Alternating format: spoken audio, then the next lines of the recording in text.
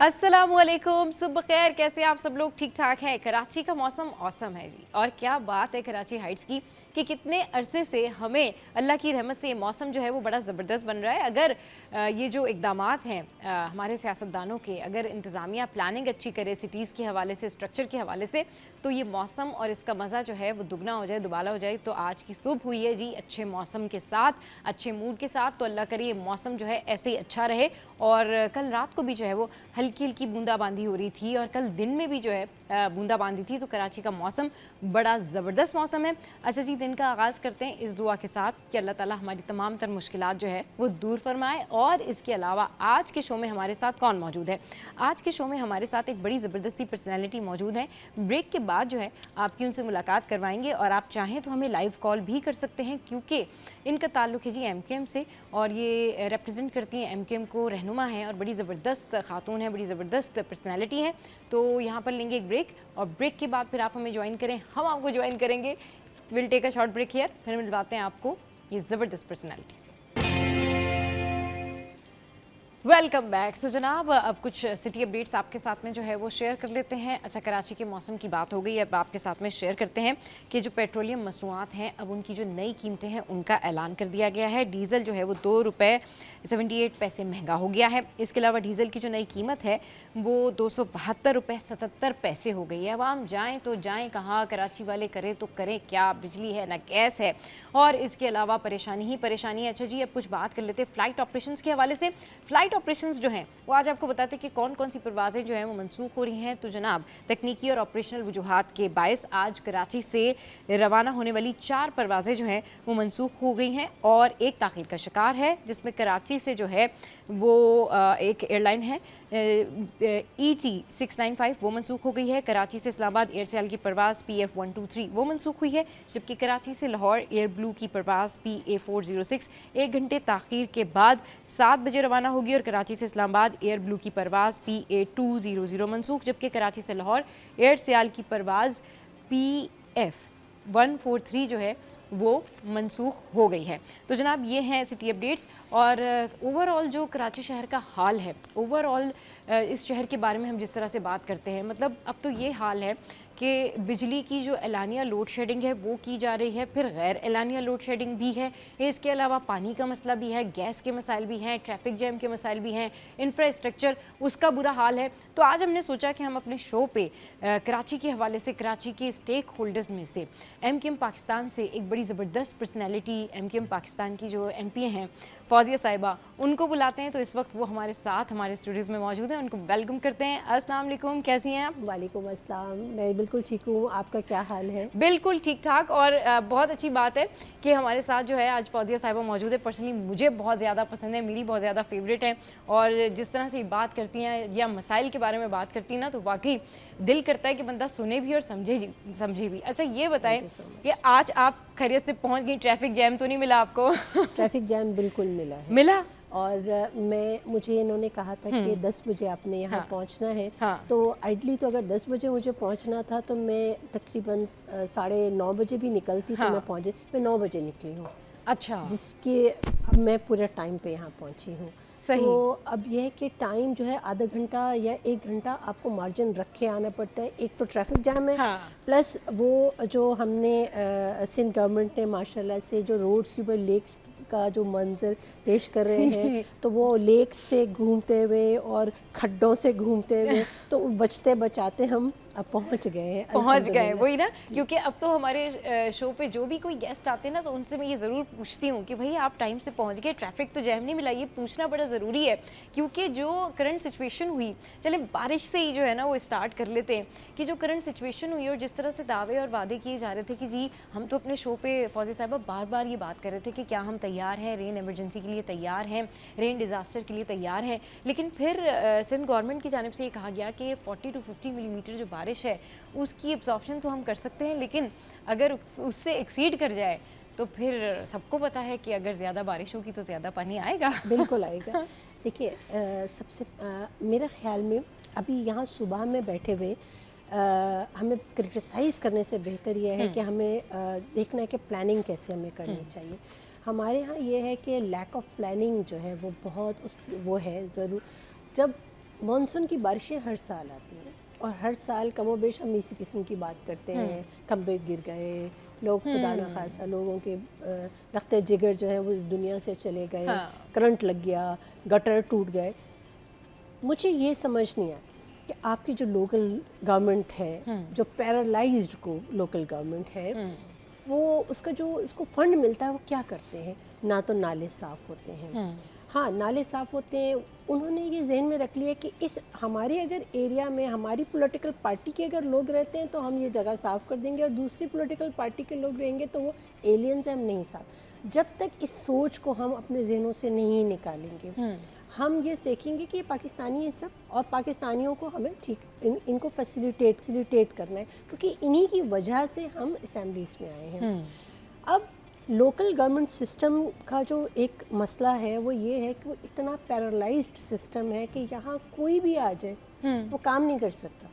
अच्छा, अब उसके बाद आपके शहर में म्यूनसिपैलिटीज़ इतनी ज़्यादा हैं सही कि एक अगर म्यूनसिपैलिटी काम करती है तो दूसरी नहीं काम कर रही, तो आपको समझ नहीं आएगी कि कौन काम कर रहा है कौन नहीं काम कर रहा। बिल्कुल, इतना कॉम्प्लिकेटेड बना दिया है कि समझ नहीं आता। अच्छा, सिंध गवर्नमेंट से बात करें तो वो कहते जी 33% एरिया तो हमारे पास है, बाकी जाने। अच्छा जी, जो बाकी जाने वो कहते जी हमें फंड्स नहीं मिलते। फिर दूसरे लोग ये शिकायत करते जी ये तो पहले से ऐसा था, इस एक सड़क अगर बनी है मतलब अब बन गई है, दोबारा खोद दी गई है। ये इतना कॉम्प्लिकेटेड क्यों बना लिया इन्होंने? ये जब हम अपनी जो जिम्मेदारी है दूसरों पर डालते हैं, फिर इस किस्म की बातें आती हैं कि अगर सिंध गवर्नमेंट से हम ये बात करें कि 33% अगर आपके पास है, तो आप ये बताइए कि उस 33% वो कितना साफ है? कराची में तो मुझे कोई दौरे करते हैं, वो जो मेयर साहब कहते हैं कि हमारे पास 104 सड़कें हैं, ठीक है 104 सड़कें में हम कहेंगे ओके आपके पास इतना नहीं है। अब वो जो 104 सड़कें वो कौन सी हैं जो कि हमें तो नहीं दिखती हैं वो सही हैं? तो चीज़ों को बेहतर करने के लिए आप तमाम स्टेक होल्डर्स को बैठना पड़ेगा। MKM ने I don't want to do political points going over here, लेकिन जो देखिए मैं और आप इसमें परेशान हो रहे हैं ना, तो हमें बैठना पड़ेगा। जब लोकल गवर्नमेंट के इलेक्शंस हो रहे थे, MKM ने बाइकआउट किया था, उसकी वजह थी हमने ये कहा कि सेंसस में जब इतने आपके जो लापता अफराद थे उनको हमने इंक्लूड कराया, तो हमने कहा अब तो पॉपुलेशन बढ़ गई है, तो अब कॉन्स्टिट्यूंसीज भी बढ़ेंगी, अब आप थोड़ा सा रुक जाइए, इन कॉन्स्टिट्यूंसीज को बढ़ने दें और उसके बाद हम लोकल गवर्नमेंट के इलेक्शन।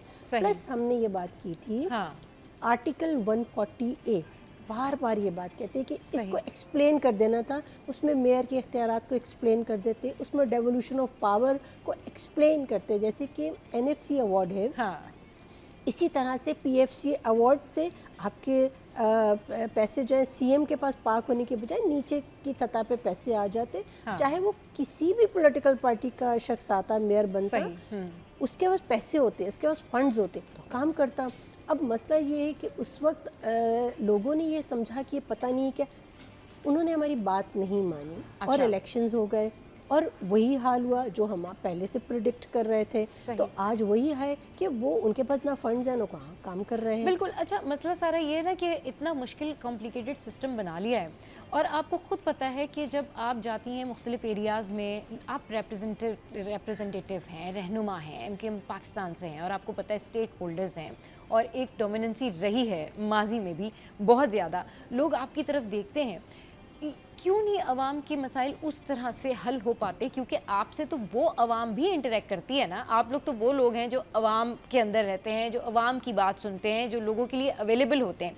तो जब ये मसले अपने मसले ये लोग जी कराची के अवाम आपके पास लेके आते हैं, किसी के घर में बिजली नहीं है, गैस नहीं है, लोड शेडिंग है, सेहत है, 10,000 इशूज़ होते हैं, तो आप जब जाके कम्युनिकेट करते हैं, आप जब जाके इनकी आवाज़ उठाते हैं, तो आप लोगों को क्या फ़ीडबैक मिलता है? वाकई कुछ लोगों के काम हो जाते हैं या नहीं होते, सुनवाई होती है या नहीं होती है? देखिए, हमने एक चीज़ को मिक्स अप कर दिया है। हमने ये समझा है कि MP MNA का काम है नौकरियां देना, गटर खोलना, सेहत की बात करना, ऐसा नहीं है। हमारा काम सिर्फ लेजिस्लेशन है। मैं इस चीज़ पे बड़ी मैं फर्म बिलीवर हूँ कि जो MPs MNAs हैं इनको फंड्स भी नहीं देने चाहिए। अच्छा, इनका काम सिर्फ लेजिस्लेशन है, या लेजिस्लेशन करें। आप करप्शन को इसी तरह से ख़त्म कर सकते हैं। And you must have a empowered local government system. दुनिया का जब हम मॉडल देखते हैं, टर्की का देख लीजिए, टर्की का जो मेयर है वो किंग होता है, उसका जो ऑफिस है वो उनकी असेंबली से बड़ा ऑफिस है। यूके का ऑफिस देख ले, उनके म्यूनसिपैलिटीज बहुत एम्पावर्ड है, सारे रोड्स हैं, सारी सब चीज़ें। इवन मैं ये कहती हूँ कि जो आपके जो पुलिसिंग का निज़ाम है ये भी लोकल गवर्नमेंट के अंडर होना चाहिए, सही। तब आपका सिस्टम ठीक होगा। सिस्टम ठीक पहली होगा, बार आपका कॉन्सेप्ट क्लियर होना चाहिए। जब आपका कॉन्सेप्ट क्लियर होगा फिर आपको पता चलेगा कि हमें इस तरह का मॉडल लेके आना है। हाँ। अभी इस वक्त हमारे यहाँ जो मॉडल चल रहा है वो ये है कि तुम किस पार्टी की हो, मैं इस पार्टी की हूँ, उसको ये ज़ुबान बोलने वाला है। हमने अपने आप को डिवाइड कर दिया है बहुत सी चीज़ों में, जिसकी वजह से हम कंफ्यूज हो गए। इस कंफ्यूजन को ठीक करने के लिए पढ़े लिखे लोग, विजनरी लोग, उनको एक तो असेंबलीज़ में आना है और वो हार्श किस्म के डिसीजंस लेंगे तो आगे चीज़ें बेहतर होंगी। और फिर मैं अगेन ये बात कहूँगी, लोकल गवर्नमेंट सिस्टम को एम्पावर कर दें, ये हो जाएगा, मामला खुद ही ठीक हो जाएंगे। सही, बिल्कुल ठीक कह रही है कि ये जो लोकल गवर्नमेंट सिस्टम है ना, इसको एम्पावर करने की बहुत ज़्यादा ज़रूरत है। और ये जितने भी स्टेक होल्डर्स हैं ना, एक दूसरे के ऊपर पॉइंट स्कोरिंग करने के बजाय, ब्लेम गेम करने के बजाय बैठें, मिलके बात करें और कराची के जो इश्यूज़ हैं वो सॉल्व करें। अच्छा जी, हमारी करस्पॉन्डेंट है अक्सा, उन्होंने भी हमें ज्वाइन किया है। हमारी सी ये करस्पॉन्डेंट है, बड़े मज़े से, बड़े अच्छे तरीके से जो है रिपोर्टिंग करती हैं और आवाम के जो मसाइल हैं वो लोगों तक पहुँचाती हैं। Aqsa, welcome to the show. कैसी हैं आप? ठीक ठाक है? ट्रैफिक तो जैम नहीं मिला था? मुझे मिला था और इसी वजह से मैं लेट हो गई थी। सही, बिल्कुल। अच्छा ये बताएं कि आप मुख्तलिफ एरियाज़ में जाती हैं, आप मुख्तलिफ लोगों से मिलती हैं, आवाम के मसाइल को हाईलाइट करती हैं। कभी जो है अक्सर आपको नज़र आएंगी रेलवे पे, कभी स्टेशन पे, कभी वहाँ गई हुई होती हैं जहाँ पर बिल्कुल भी बिजली नहीं होती, लोड शेडिंग है, गैस के मसाइल हैं। क्या रिएक्शन होता है आवाम का? क्या चाहती क्या है आवाम स्टेक होल्डर्स से, कराची के आवाम से, MKM पाकिस्तान से? क्या मुतालबात होते हैं आवाम के? आवाम के मुतालबात ये होते हैं, बस अवामी नुमाइंदा जो है ना, हाँ। जो आवाम बोलते हैं कि हम अवामी नुमाइंदे, बस वो अवाम में आ जाएं। हाँ। और वो कहते हैं वो बगैर प्रोटोकॉल के आए। अवाम की ख्वाहिश ये। अच्छा जी, बगैर प्रोटोकॉल के बगैर प्रोटोकॉल के आए। तो बेसिकली फौजिया साहिबा से पूछते हैं प्रोटोकॉल के बारे में। जब हम अवाम में जाते हैं ना, तो जब उनको कोई नहीं मिलता तो वो हम पे बरस पड़ते हैं कि भाई नहीं होने वाला, कुछ भी नहीं होने वाला। मतलब बेसिकली लोगों का माइंडसेट जो है ना वो बिल्कुल मायूसी की तरफ जा चुका है कि कुछ भी नहीं होना, ना कोई बेहतरी के हालात आने। अगर हम बात करते हैं भाई आपके यहाँ ये मसले मसाइल हैं, हम क्योंकि हम मीडिया पर्सन है, हमारा काम है आवाम की आवाज़ बनना। वो कहते हैं नहीं होने वाला ये मसला। हमें इतने साल हो गए, लोग अपने साल गिनवाने लगते हैं कि हमें 30 साल यहाँ पे हो गए, हमारे बच्चे जवान हो गए हैं, यहाँ पे सूरत हाल बदलने वाली नहीं है। सही। अभी अब जैसे कि बारिश का सीजन चल रहा है, बारिश के नाम से लोगों को खौफ आने लगी है। सही, बिल्कुल ठीक कह रही है अक्सा कि बारिश के नाम से लोगों को खौफ आने लग गया है। लोग ये सोच रहे होते हैं कि भाई बारिश ना हो तो बेहतर है। उसकी वजह यह है कि किस तरह से घरों को पहुंचेंगे, फिर सड़कों पर पानी, फिर छोटे बच्चे जो हैं वो भी अक्सर जिस तरह से रिपोर्ट कर रहे थे आप लोग कि छोटे बच्चे जो हैं वो भी ट्रैफिक जैम में फंसे हुए थे, पेरेंट्स बहुत ज़्यादा परेशान थे। तो आवाम ये चाहते हैं कि जो आवाम के नुमाइंदे हैं ना वो उनके पास जाएं, लेकिन प्रोटोकॉल के साथ ना जाएं। फौजिया साहिबा जरा आप बताइए कि कोई नुमाइंदा बाहर जाके देखे तो मैं अपनी गाड़ी खुद ड्राइव करके आई हूँ। अच्छा। तो विदाउट एनी प्रोटोकॉल। सही। देखिए MKM की अगर बात हम कर रहे हैं ना, तो MKM के मेजॉरिटी जो MPs हैं, MNAs हैं, वो किसी प्रोटोकॉल के बगैर चलते हैं। हमारे पास कोई प्रोटोकॉल नहीं होता। सही। हम ऑफिशियली हमें अलाउड है, लेकिन हम लगते नहीं, हमारा मिजाज नहीं है। हम जिस तरह के लोअर मिडिल क्लास के जो लोग हैं, हमें तो लगता है कि एक लाइबिलिटी हम साथ पाल लेंगे कि ये इसको कैसे टेंशन सी होने लगती है। अच्छा, दूसरी बात ये है कि एक बहुत सख्त अल्फाज हैं, लेकिन मैं ज़रूर कहूँगी कि सिंध के हवाले से बात करूँगी, जो अनफॉर्चुनेटली जो हमारे यहाँ जो ये बारिशों के बाद जो जहमत हम समझते हैं, रहमत को जहमत समझते हैं, और हर साल ये जहमत आती है। मैं ये समझती हूँ कि कराची की आवाम को इतना बारिशों ने नुकसान नहीं पहुँचाया जितना कि भुट्टो के 18 सालों ने नुकसान पहुँचाया। अच्छा। हमने एक भुट्टोइज़म का एक शेल बना लिए, और उस शेल के अंदर होना तो ये चाहिए था कि अगर लोग आवाम अगर ये समझते हैं पीपल्स पार्टी कि हमारे लोग जो हैं, ये लोग हमारे साथ हैं, तो इनके लिए कुछ करते हैं। पहली बात ये, इंटीरियर सिंध का आप हाल देख लीजिए, टूटी हुई सड़कें। आप इंटीरियर से ज़्यादा ना जाएं, आप हैदराबाद चले जाइए बस। सही। हैदराबाद में कोई रोड आपको साफ़ नहीं मिलेगी। एक आध अगर ठीक भी है तो आगे जाके गड्ढे हो जाएंगे। आप कराची को देखें, कराची का डिफेंस देख लें, जस्ट कंपैरिजन कर लें कराची का डिफेंस एंड लाहौर का डिफेंस। सही। आप लाहौर से एयरपोर्ट पे आप उतरते हो, आप जब देखते हैं, वो भी हमारे पाकिस्तान का ही शहर है ना, अब कराची के एयरपोर्ट पे उतरते हैं तो बाहर देखिए कचरे जो है डेकोरेशंस आपको नजर आएगी। तो ये क्यों ऐसा है? वहाँ एलियंस काम नहीं कर रहे, यहाँ लाहौर तो इस तरह के इंफ्रास्ट्रक्चर के हवाले से ना बहुत आगे निकल गया। आप देखिए उन्होंने बहुत ज़्यादा ऑर्गेनाइज चीज़ें कर दी हैं, आपको लाहौर में कचरा नज़र नहीं आएगा। सबसे बड़ी बात यह है कि आप लाहौर में अपना जो मोबाइल फ़ोन है ना वो सड़क पे आराम से लेके जा सकते हैं। यहाँ तो आप सबसे पहले आपको टेंशन ये होती है कि अगर आपके पास 2 सेल फ़ोन है या 3 सेल फ़ोन है या 1 फ़ोन है, तो आप वो अगर अच्छा वाला फ़ोन है तो वो आप कहते हैं भाई ये मैं इस जगह पे नहीं लेके जाता, और ये सबके साथ ये प्रॉब्लम है। तो हम अगर देखा जाए ना, अगर हम कंपैरिजन करें फौजी साहब, तो हम बहुत पीछे हैं, बहुत पीछे हैं, हर चीज़ में पीछे हैं। हम मेडिकल सेक्टर हमारा बहुत बैकवर्ड हो गया है, हमारा एजुकेशन सिस्टम नहीं ठीक। हमारे अगर आप कहीं भी नौकरियों के अंदर मेरिट की बात करें, मेरिट नहीं है। देखिए ये चीज़ें शायद मैं आज मेरिट को बाईपास करके अपने बच्चे को या अपनी फैमिली को लगा लूँगी, लेकिन आइंदा आने वाली नस्लों को हम उनको नुकसान पहुंचा देंगे।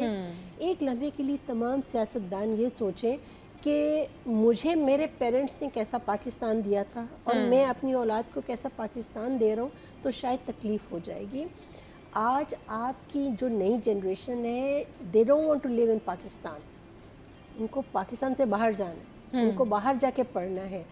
चाहे पैसा है चाहे पैसा नहीं है, वो बाहर जाना चाहते हैं, स्कॉलरशिप्स पे वो जाना चाहते हैं। और जो बच्चा पाकिस्तान में या कराची में पढ़ रहा है, आप सोचिए आपने एक बाइफुर्केट कर दिया है, 2 जगह, एक इंटीरियर सिंध है, एक आपका अर्बन सिंध और एक रूरल। अच्छा, ये तो इंटीरियर सिंध की बात की आपने, अर्बन सिंध की बात की, यहाँ पे भी पुल के इस पार है और पुल के इस पार है, मतलब ये भी है। कराची में ही जो है वो 2 चीज़ों हैं कि जी आप पुल के अगर उस पार रहते हैं तो आपके लिए हालात ज़िंदगी अलग हैं, अगर आप पुल के इस पार हैं तो फिर आपके हालात और वाक़यात जो हैं वो बिल्कुल अलग हैं। तो आप देखें एक शहर में ही, हाँ, बहुत तकलीफ की बात है। आपके बच्चे जो हैं वो एहसास कमतरी का शिकार होना शुरू हो गए हैं, और मैं तो इतनी हैरान होती हूँ कि हमारे बच्चे जो हैं बेसिक चीज़ों से हट गए हैं। उनको उर्दू नहीं बोलनी, उनको शायद शर्म आती है उर्दू बोलने में। ये बड़ी अजीब सी बात है ना? बिल्कुल। हाँ, आप देखिए हमारे यहाँ हम जो जिस जनरेशन से हम ताल्लुक़ रखते हैं, हमारे यहाँ मुशायरे भी होते थे, डिबेट्स भी होती थी। हम उर्दू के डिबेट मैं बहुत अच्छी डिबेटर थी, सही। तो चीज़ें हम पढ़ते थे, लेकिन आजकल के बच्चे, उनको आप एक पैराग्राफ दे दें, उर्दू का नहीं पढ़ सकते। तो ये हम सबका फेलियर है, हमारे एजुकेशन सिस्टम। इसके ऊपर कोई फोकस ही नहीं है ना, पेरेंट्स ठीक कराते हैं कि उर्दू में किस वर्ड को किस तरह कहना चाहिए, या उर्दू लिखना या पढ़ना बड़ा ज़रूरी है। फोकस सारा ये होता है कि जी इंग्लिश मीडियम स्कूल हो, अच्छा स्कूल हो, यू नो, कि जो कहते हैं ना कि बिल्कुल एक हाई फाई सा स्कूल हो। अगर किसी के बच्चे को बहुत अच्छी इंग्लिश बोलनी आती है तो इट मीन्स कि उसकी ज़िंदगी सफल हो गई, कामयाब हो गया, वो सक्सेसफुल हो गया। लेकिन उसकी कोई पैरामीटर ही सेट नहीं है, उसकी एजुकेशन सिस्टम, उसकी तरबियत, उसकी तालीम, उसका लाइफ स्टाइल, उसके ऊपर कोई बात ही नहीं करता। फिर स्कूलों में दोहरा मयार है। अब आप देखिए जो सरकारी स्कूल है वहाँ का मयार तालीम अलग है, जो प्राइवेट स्कूल सिस्टम है वहाँ का तालीम का मयार अलग है। तो जो गरीब का बच्चा है वो इन तमाम तर सहूलतों से महरूम रह जाता है। देखिए आपके सिस्टम जो है ना, वही मैं आपसे कह रही हूँ ना, हमने इतना कन्फ्यूजन कर दिया। हमने यहाँ पाकिस्तान में 2 सिस्टम्स इंट्रोड्यूस करवा दिए हैं। एक मैट्रिकुलेशन सिस्टम है जिससे मैं पढ़ी हुई हूँ, और एक कैम्ब्रिज सिस्टम है। आपने बच्चे को स्कूल में डालते ही आपने सोच लिया कि तुम तो अफसर बनोगे और तुम जो हो क्लर्क बनोगे, ठीक है, ये एक जहन में। मैट्रिक सिस्टम भी बहुत अच्छा है, ये अलग से एक सिस्टम है, और कैम्ब्रिज सिस्टम। अच्छा, उसके बाद आपने क्या किया कि जो पीली सफ़ेदी वाले स्कूल थे उनको आपने मुख्तस कर दिया नौकरों के बच्चों के लिए, और जो प्राइवेट स्कूल है वो आपने एलीट क्लास के लिए कर दिया। आप देखिए, आप अपनी जो कल के मेमार हैं उनको कितना ज़्यादा कंफ्यूज कर रहे हैं, आप उनको कितना उनके अंदर खुद एतमादी ख़त्म कर रहे हैं। उसके बाद जब वो बच्चे बड़े होते हैं तो उनके जो सिस्टम है, जो आपके जो यूनिवर्सिटीज़ हैं, वहाँ ये बाइफुर्केशन है। तो सिस्टम कंफ्यूज हो गया। आपने अपने आज तक जो सिलेबस है वो वही है जो मेरी माँ ने पढ़ा, वो मैंने पढ़ा, मेरे बच्चे भी वही सिलेबस पढ़ रहे हैं। आपने मुस्लिम हीरोज़ को तो आपने हीरोज़ हिस्ट्री बता दी, आपके जो नॉन मुस्लिम्स हैं वो कहाँ गए? वो भी तो हीरोज़ थे। तो हम जो है बहुत सिंगल ट्रैक होके चलना शुरू हो गए। हमने अपने आप को, अपने एजुकेशन को दौरे हाजिर के मुताबिक नहीं ढाला। हमारे बच्चों को जो चीज़ चाहिए थी वो हमने नहीं उनको दी। अच्छा, हमने उनको सिर्फ मोबाइल दे दिए। अच्छा मैम, यूजुअली क्या होता है कि जब एमक्यूएम पाकिस्तान के रहनुमा इस तरह से बात कर रहे होते हैं या शिकवे या शिकायत कर रहे होते हैं ना, तो आम आवाम समेत तमाम लोग ये कहते हैं कि आप भी तो एक डोमिनेटिंग स्टेक होल्डर्स रहे हैं, आपके पास भी तो पार रही है इन बैक ईयर्स, उसमें आप लोगों ने क्या किया? ये जो है ना एक बड़ा स्ट्रॉन्ग क्वेश्चन आता है और आवाम इस बारे में बात करती है कि भी आप लोगों ने क्या किया? देखिए, हम लोग पहली बात तो ये कि एमकेएम का एक सिस्टम है। हमारे सिस्टम में कोई शख्स ऐसा नहीं है कि वो सीट से चिपक के बैठ गए। जो एक टेन्योर मिलता है, उस टेन्योर में हमने अपना काम करना होता है। देखिए, एमकेएम फरिश्तों की पार्टी नहीं है, उसमें भी कुछ लोग अच्छे हैं, कुछ लोग बुरे हैं, कुछ लोग बहुत अच्छे हैं, कुछ लोग बहुत बुरे हैं। सही। मैं किसी को डिफेंड नहीं करना चाहती, मैं अपनी ज़ात की बात करूँगी। 2013 से 18 तक मैं एमएनए रही। वहाँ जो मैंने लेजिस्लेशंस की, हमें तो पहले तो पता ही नहीं था ना प्रोटोकॉल। हमारी तो फैमिलीज़ में कोई सियासत में थोड़ा था कि हमें पता हो कि सियासत, लेकिन हम वहाँ गए, हमने वहाँ डिपार्टमेंट देखा, उनसे कहा जी हमें लेजिस्लेशन करना सिखाएं। हमने काम किया, ख़वातीन एम्पावरमेंट पे मैंने काम किया, मैंने सिविल सर्वेंट एक्ट पे काम किया, फेडरल पब्लिक सर्विस कमीशन पे मैंने लेजिस्लेशन की, बहुत लेजिस्लेशन, मेरी बहुत एक लंबी लिस्ट है लेजिस्लेशन की और गूगल पे मौजूद है। उसके बाद जब हम सिंध असेंबली में आए तो यहाँ भी हमने बेसिक जो प्रॉब्लम्स है उनको हमने किया। मैं इस चीज़ का मुझे बहुत फ़ख्र है कि मैं सिंध असेंबली की पहली अपोजिशन मेंबर हूँ जिसकी रेजोल्यूशन पास हुई थी रिगार्डिंग नेशनल एंथम। मैंने कहा कि आप अपने आप को इतना, ये सिंधी है तो ये बलोची है तो ये, तो हमने कहा कि एक पाकिस्तानी बनने के लिए नेशनल एंथम होना चाहिए। वो मेरा पास हुआ। तो हम तो ये काम कर रहे हैं, एमकेएम ये काम कर रही है, लेकिन एमकेएम का चूँकि जो रेशो इतना कम है कि वो लोगों को अच्छी बातें तो दिखती ही नहीं है, बुरी बातें दिखती हैं। बुरी बातें ज़्यादा नज़र आती है। चलिए जी, फौजी साहब हमारे साथ मौजूद हैं और यहाँ पर वक्त तो एक ब्रेक का, ब्रेक के बाद वापस आते हैं और फिर इनसे ढेर सारी बातें करेंगे। Welcome back. तो बात हो रही है कराची के मसाइल पर और फौजिया हमीद साहब हमारे साथ मौजूद हैं, एमकेएम पाकिस्तान से हैं और बड़ी ज़बरदस्त पर्सनालिटी हैं और बड़े स्वीट वे में जो है कराची के मसाइल का हल भी हमें बता देती हैं। तो अब कुछ पूछते हैं कि ख़वातीन के हवाले से जो है वो क्या काम हो रहा है, जो आप लोगों की स्टैंडिंग कमेटी बनी हुई है उस पर अभी तक क्या जो है वो डेवलपमेंट हुई, क्या क्या चीज़ें आप लोगों ने उसमें देखी ख़वातीन के हवाले से जो आप उनकी मदद भी कर सकते हैं, उनके लिए बेनिफिशियल भी हो? देखिए, सिंध गवर्नमेंट जो है कहती तो बहुत कुछ है, हाँ, लेकिन जहाँ प्रैक्टिकलिटी की बात होती है तो ज़ीरो होती है परफॉर्मेंस उनकी। अच्छा। वुमेन डेवलपमेंट की स्टैंडिंग कमेटी बिल्कुल उनकी मिनिस्ट्री है, उनकी मिनिस्टर भी हैं। उनसे जब सवाल करते हैं तो सवाल चना और जवाब वो गंदम जो होता है वो सब इस तरह का जवाब भी आ जाता है। सही। इतने अफसोस की बात है, हमें एमपीए बने हुए 2 साल तो हो गए। इन 2 सालों में एक मीटिंग हुई वुमेन डेवलपमेंट की, सिर्फ एक मीटिंग हुई है वुमेन डेवलपमेंट, एक वुमेन डेवलपमेंट की, और मेडिकल जो हेल्थ की कमेटी है स्टैंडिंग कमेटी, उसकी एक मीटिंग भी नहीं हुई। अच्छा, आप सोचिए, पब्लिक एंड वर्क्स की एक भी मीटिंग नहीं हुई। तो कहने को तो आपने स्टैंडिंग कमेटीज़ बना दी हैं और उसका जो है, अब हम जो चूँकि स्टैंडिंग कमेटी के सिर्फ मेंबर्स हैं, हम कह नहीं सकते कि आप मीटिंग करें, एक प्रोटोकॉल होता है। बार बार उनके चेयरमैन्स को हम कहते हैं, चेयरमैन्स कहते हैं जी बिल्कुल कर देंगे, लेकिन वो नहीं। अब हेल्थ जो है इतना इम्पोर्टेंट सेक्टर है, क्या सिंध में हेल्थ बिल्कुल ठीक हो गया है? क्या आप उसकी स्टैंडिंग कमेटी, आप अकाउंटेबल तो कर ही नहीं सकते ना मिनिस्टर को।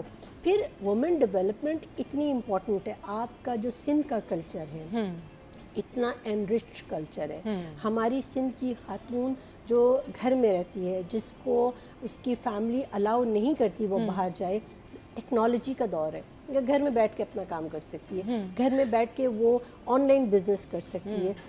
आपकी वुमेन डेवलपमेंट की जो मिनिस्ट्री है ये कितना कुछ कर सकती है इन ख़वातीन के लिए, दे आर डूइंग नथिंग।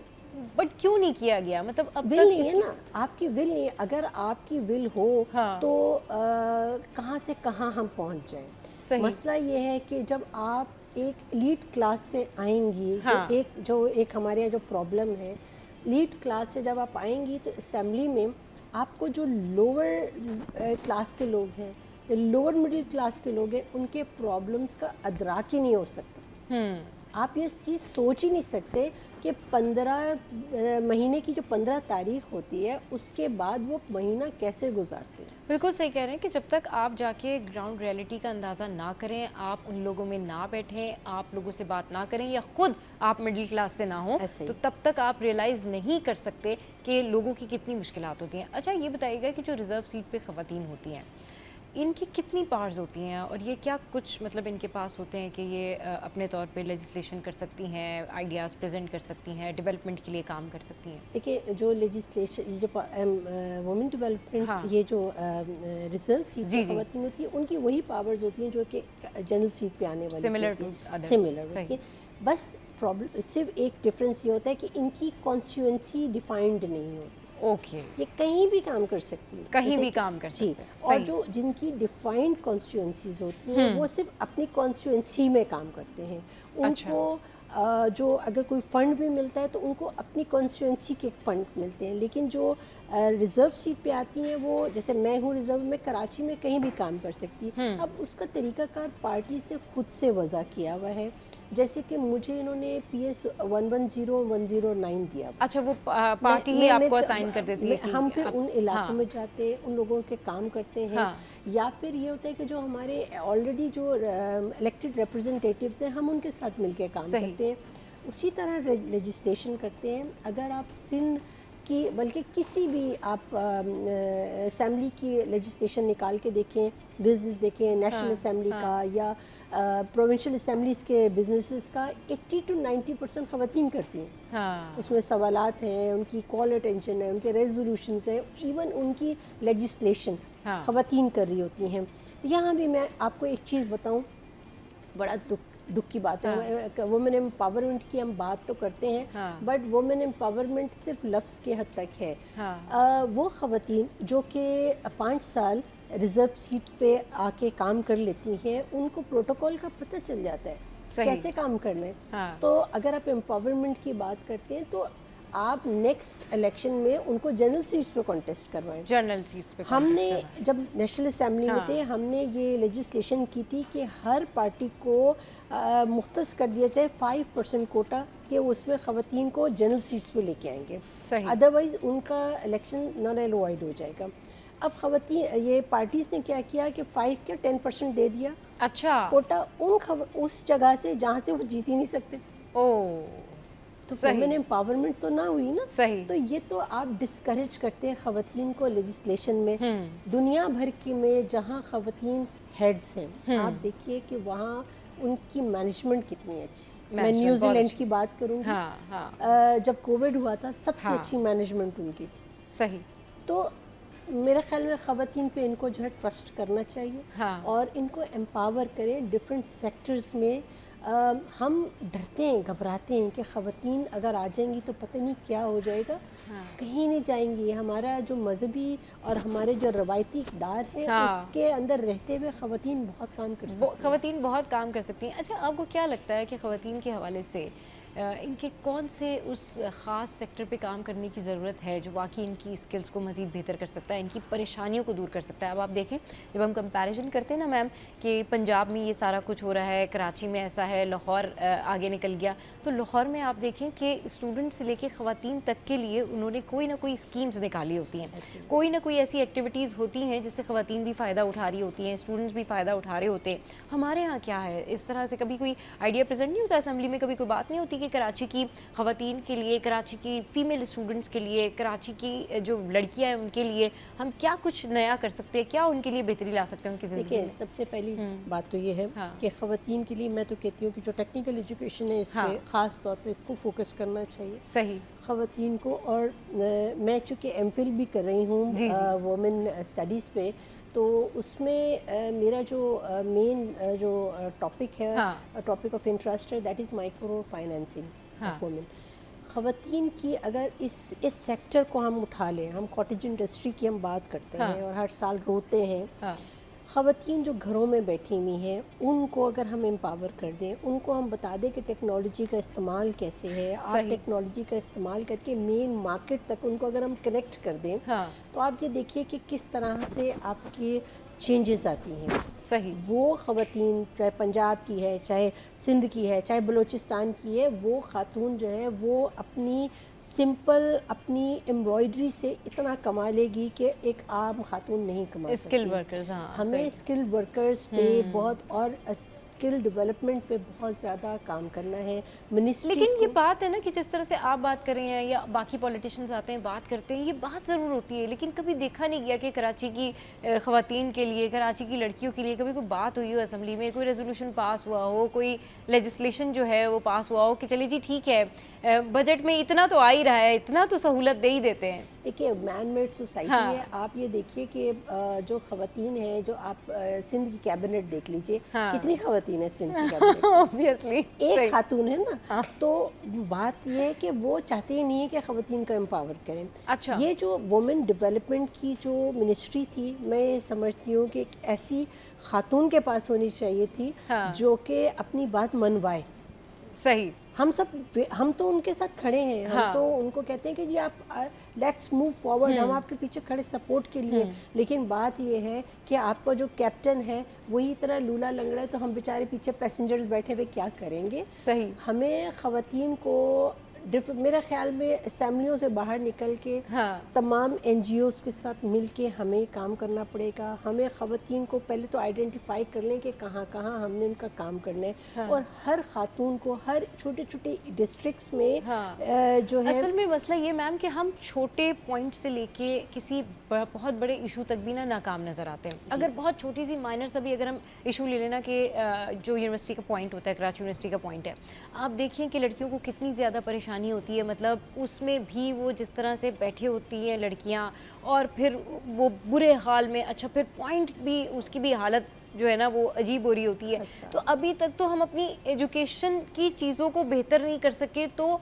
ख़वातीन पे या स्टूडेंट्स की स्किल डेवलपमेंट तक कहाँ से पहुँचेंगे। हमारे जो टीचर्स हैं उन पे हमने सरदार साहब से, जो हमारे मिनिस्टर हैं एजुकेशन के, हमने उनसे ये बात की कि जो टीचर्स हैं उनकी ग्रूमिंग करवाएं, उनकी ट्रेनिंग बहुत ज़रूरी है। अगर ये ट्रेन टीचर्स होंगे और डिस्करेज करें ये जो हर गली कूचे में ट्यूशन सेंटर्स खुल गए, इसको डिस्करेज करें। यस, ये आई अग्री विद दिस। ये आपने बहुत अच्छा पॉइंट रेज किया है कि वो जो हर गली में एक कोचिंग सेंटर खोल दिया गया है ना, ये भी बहुत ज़्यादा स्टूडेंट्स को मिसगाइड करते हैं। एग्जैक्टली।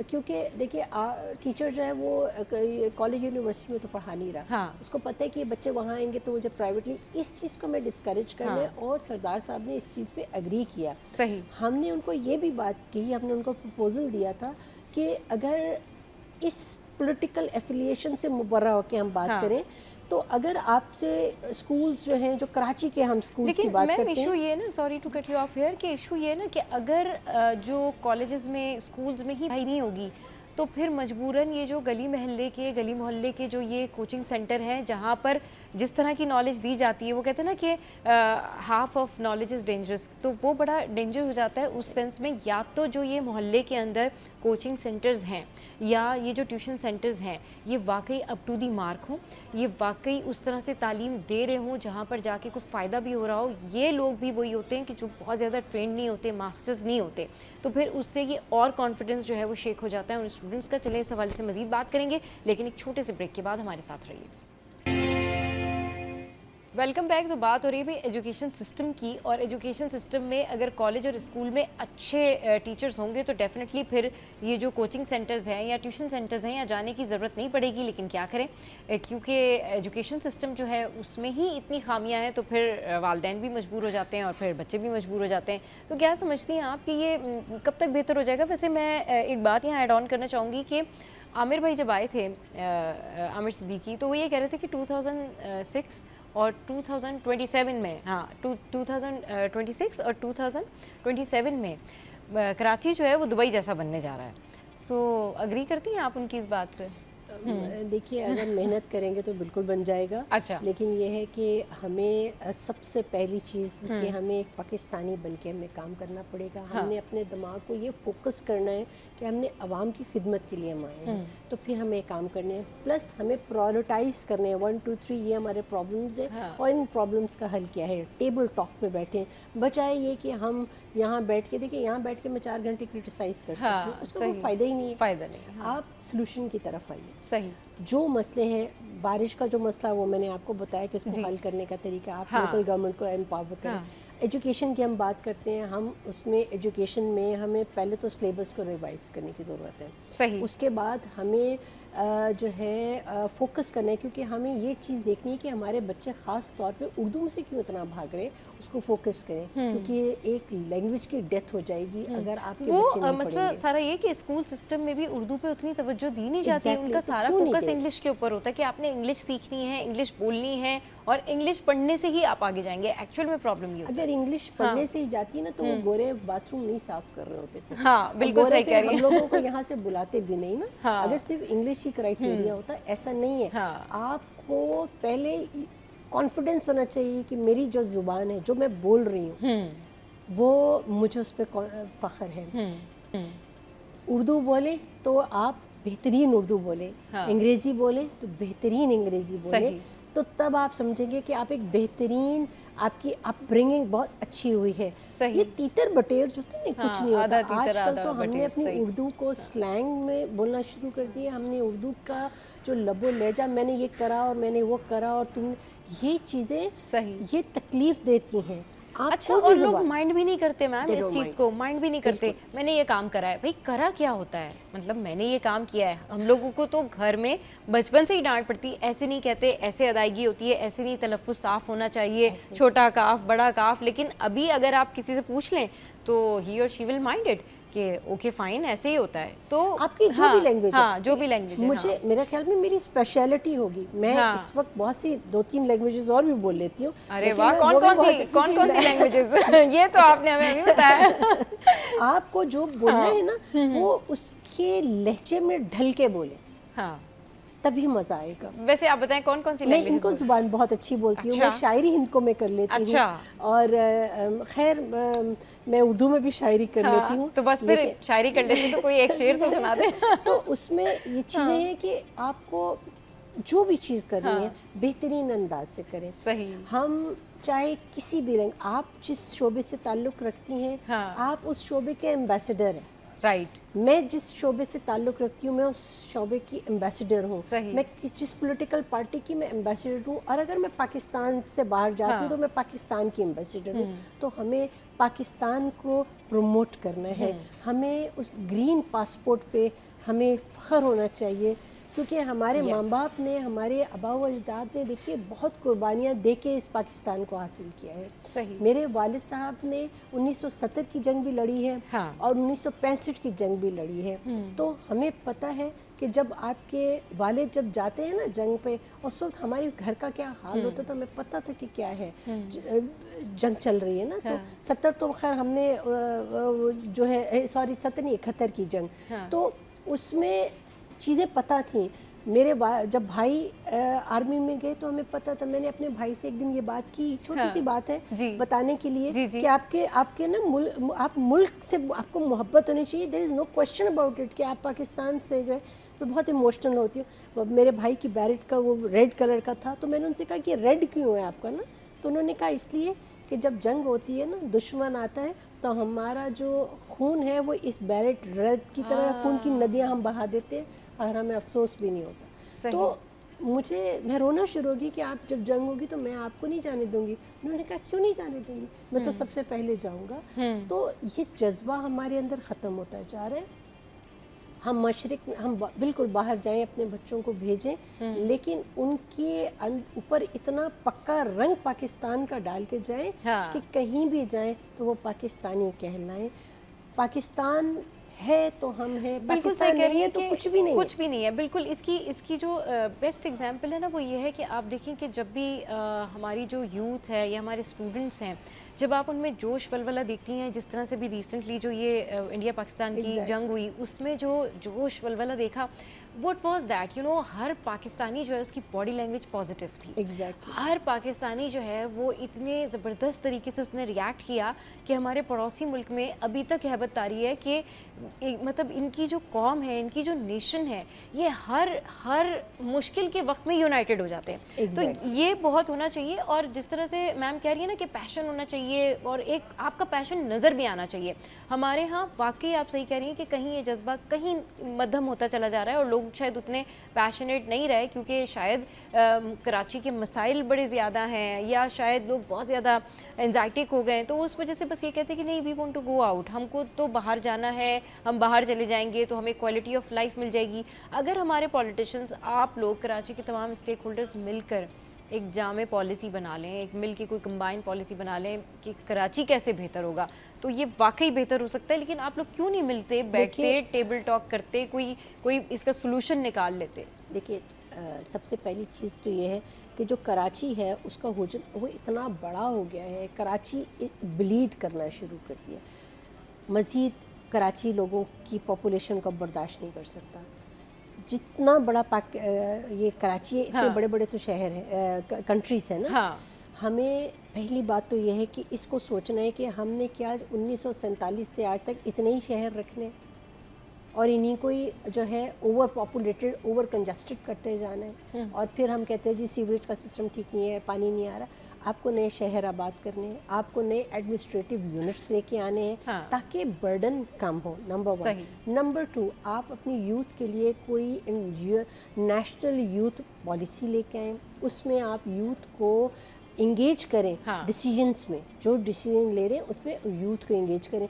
सर्टन नंबर जो है बिल्कुल नेशनल असम्बलीज में एंड प्रोविंशियल असम्बलीज में होना चाहिए यूथ का, ताकि वो अपनी आवाज़ बने। ख़वातीन को हमें एम्पावर करना है, क्योंकि आपके पास 52% ख़वातीन हैं। अगर हम अपनी पॉपुलेशन को देखकर पॉलिसीज़ नहीं बनाएंगे तो फिर डिज़ास्टर की तरफ ही जाएंगे। हम हर वक्त रोते हैं कि IMF से हम पैसे खर्चा करें, तो उसके लिए हमें मैकेनिज़्म बनाना पड़ेगा। और मैकेनिज़्म तभी बनेगा जब आपके पास पढ़े लिखे लोग, जो विजनरी लोग असम्बलियों में आएंगे। सही, बिल्कुल ठीक कह रही है। चलिए जी, बहुत ज़बरदस्त बात की और बहुत ज़्यादा भी किया फौजिया मीर साहिबा ने, और आज कराची के मसाइल पे भी इनसे बात हुई। बहुत शुक्रिया, आप हमारे शो पर आई, अक्सा हमारे शो पर आई। शो में यहाँ वक्त हुआ है जनाब हेडलाइंस ब्रेक का, और हेडलाइंस ब्रेक के बाद वापस आएंगे, फिर करेंगे आपके साथ में ढेर सारी बातें और कराची के सबसे बड़े डॉन से भी आपको मिलवाएंगे। तो आपने कहीं नहीं जाना, हमारे साथ रहना है। Welcome back. तो जनाब, अब कुछ बात कर लेते हैं खूबसूरती के हवाले से। और खूबसूरती के हवाले से आप लोग हमें बड़े सारे मैसेजेस भेज रहे होते हैं कि भाई आप ये बताएं कि स्किन केयर को कैसे बेहतर करें, स्किन की केयर कैसे करें, स्किन को क्या करें। जिल्द जो है वो काली हो जाती है, आँखों में कभी कभी ऐसा होता है कि बहुत ज़्यादा पफ़ी आइज़ हो जाती हैं, और बहुत सारी ऐसी बातें जो कि आप लोग हमसे पूछ रहे होते हैं कि भाई क्या रेमेडीज़ हैं।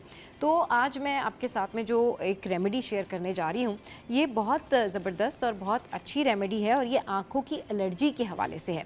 अच्छा जी, आँखों की एलर्जी का ये टोटका है, और ये है कि आपने करना क्या है। अगर आपकी आँखों में एलर्जी हो रही है, रेडनेस है, या फिर आपको लगता है कि बहुत ज़्यादा इचिंग हो रही है, तो आपने करना ये है कि रोज़ वाटर लेना है एक बहुत क्लीन बर्तन के अंदर।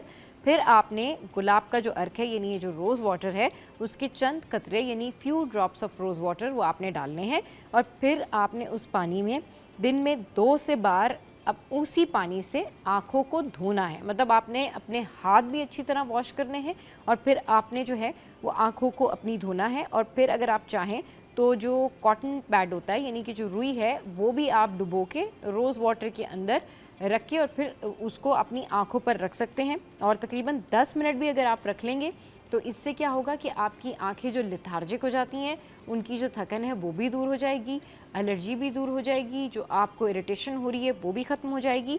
इसके अलावा आंखों के अंदर जो भी गर्द होता है, धूल मिट्टी होती है, वो भी साफ़ हो जाएगी। और फिर इसके अलावा जो आपकी आंखों की जलन है, उसके अंदर इचिंग है, रेडनेस है, उससे आपको जो है बहुत ज़्यादा फ़ायदा होगा। अच्छा, अगर आपकी आंखों में एलर्जी बहुत ज़्यादा हो जाए तो फिर, या फिर आपको लगता है कि स्वेलिंग हो गई या आंखें सूज गई हैं, तो फिर आपने जो है वो फ़ौरन से जाके डॉक्टर को दिखाना है। लेकिन आई केयर का ये सबसे बेहतरीन वो टोटका है, वो रेमेडी है जो कि आप अपने घर बैठे जो है घर में कर सकते हैं। तो ये भाई आज जब आप हमसे पूछते हैं ना कि ब्यूटी टिप्स बताएं, घरेलू टोटके बताएं, रेमेडीज़ बताएं कि हम किस चीज़ का हल किस तरह से ढूंढ सकते हैं, तो ये आँखों का जो एक रेमेडी है रोज़ वाटर के साथ, ये मैंने आपके साथ में शेयर की। बहुत सारे लोग रोज़ वाटर का इस्तेमाल करते हैं, लेकिन होता कुछ इस तरह से है कि वो रोज़ वाटर जब यूज़ कर रहे होते हैं तो वो किसी गंदे बर्तन के अंदर जो है उसके ड्रॉप्स डाल लेते हैं, या रोज़ वाटर को इतना हाइजीनिकली इस्तेमाल नहीं करते,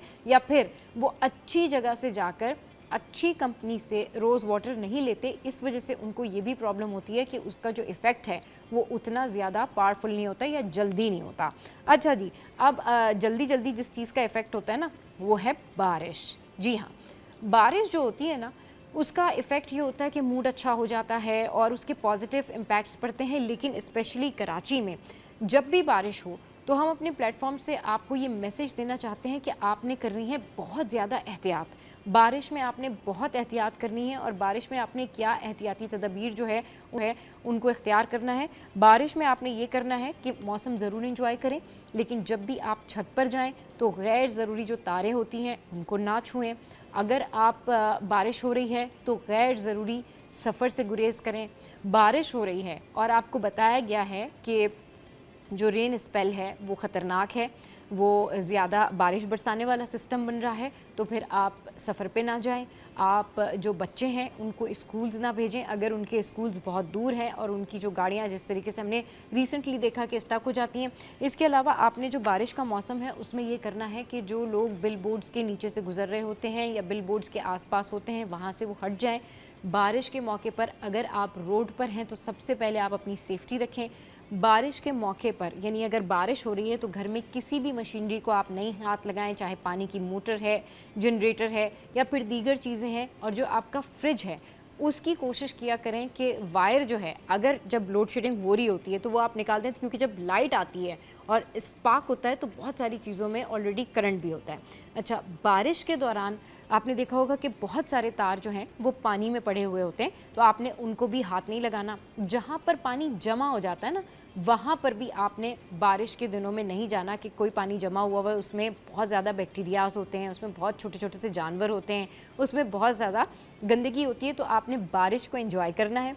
पकौड़े खाने हैं, समोसे खाने हैं, जलेबियाँ खानी है जी, आपने रज के खाने खाने एंजॉय करना है। और बारिश में आप नहाना चाहते हैं नहाएं, लेकिन बारिश में स्पेशली आपने एहतियात करनी है। हम चाहते हैं कि हमारे सिटी एट 10 के प्लेटफॉर्म से आपको ये तमाम तर एहतियाती तदबीरें हम बता सकें ताकि आपको ज़्यादा से ज़्यादा फ़ायदा हासिल हो। बारिश में आपने ये देखना है कि आपका जो फ्लोर होता है, घर के अंदर भी अगर आपका जो फ्लोर होता है उसमें बहुत सारा पानी पड़ा हुआ होता है, और क्या होता है कि ख़वातीन भी वहाँ से गुजर रही होती हैं, वहाँ पर बच्चे भी मौजूद होते हैं और स्लिप होने के चांसेस बहुत ज़्यादा होते हैं। इमरजेंसी नंबर्स जो हैं वो आपने अपने मोबाइल फ़ोन में रखने हैं, और आपने जब बारिश के टाइमिंग्स होते हैं यानी कि जैसे बताया जाता है कि रेन स्पेल है, बारिश होगी या बारिश आने वाली है या बारिश बरस रही है, तो अपने मोबाइल फ़ोन चार्ज कर रहे हैं अगर तो आपके घर में लाइट हो। वरना तो यूजुअली यही होता है कि जब बारिश होती है तो फिर लाइट नहीं होती और फिर अंधेरे में ही इंजॉय कर रहे होते हैं लोग और फिर छत पे जाके इंजॉय कर रहे होते। तो ये एहतियाती तदबीर आपने ज़रूर इनके बारे में ध्यान रखना है ताकि आप अपने घर में लोगों को इस हवाले से अच्छा जी, अब आगे बढ़ते हैं। और आज अभी जो फैक्ट्स मैं आपके साथ में शेयर करने जा रही हूँ, ये जो फैक्ट्स मैंने आपके साथ में शेयर करने हैं ना, जब मैंने ये फैक्ट सुने और देखे तो मैं हैरान हो गई। आई वाज लाइक कि अच्छा इतने ज़्यादा जर्म्स होते हैं और वो भी जिम में, तो इसका मतलब ये है कि हम क्या जिम ना जाएं? नहीं, बिल्कुल जिम जाएं, लेकिन ये फैक्ट सुने और उसके बाद आप जिम ज्वाइन करें और उसके बाद आप प्रिकॉशंस के साथ जो है वो जिम जाएं। तो जिम जो है वो लड़कियां भी जाते हैं और लड़के भी जाते हैं, और कुछ लोग फिटनेस के लिए भी जिम जाते हैं। लेकिन ये जिम में जब जाते हैं तो उसके बाद वहाँ से जब वापस आते हैं तो आपने अच्छे से हाथ धोने हैं, अच्छे से अपनी हाइजीन का ख्याल रखना है। क्यों? इसलिए कि जिम में होते हैं जी बहुत ज़्यादा बैक्टीरियाज और जिम में होते हैं बहुत ज़्यादा जरासीम। और ये जो फैक्ट्स और ये जो रिसर्च मैं आपके साथ में शेयर कर रही हूँ, ये ऑलमोस्ट जो है ना ये आपको शॉक्ड कर देगी। तो जिम के हवाले से ये तहलका खेज़ रिसर्च जो कि हम सिटी एट 10 के प्लेटफॉर्म से आपके साथ में शेयर कर रहे हैं।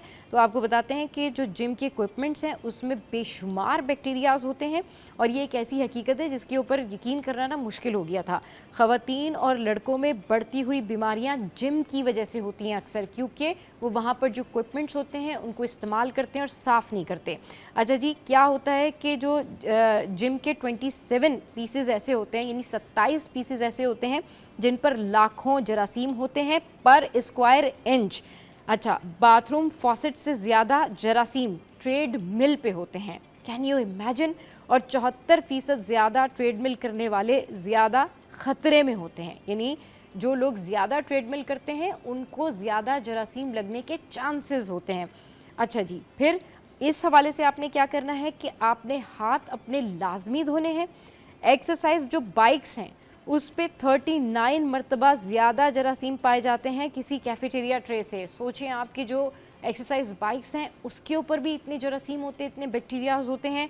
ट्रेडमिल करने वाले भी जो है लोग बहुत ज़्यादा होशियार रहें, अपने जो हाइजीन है उसका ख्याल रखें। जिम जाएं, अच्छा हाइजीनिक जिम चूज़ करें जहां पर इन तमाम तर बातों का ख्याल रखा जाता है। लोगों को ये बात पता ही नहीं होती, वो फिटनेस के ऊपर ध्यान दे रहे होते हैं लेकिन हाइजीन के ऊपर ध्यान नहीं देते।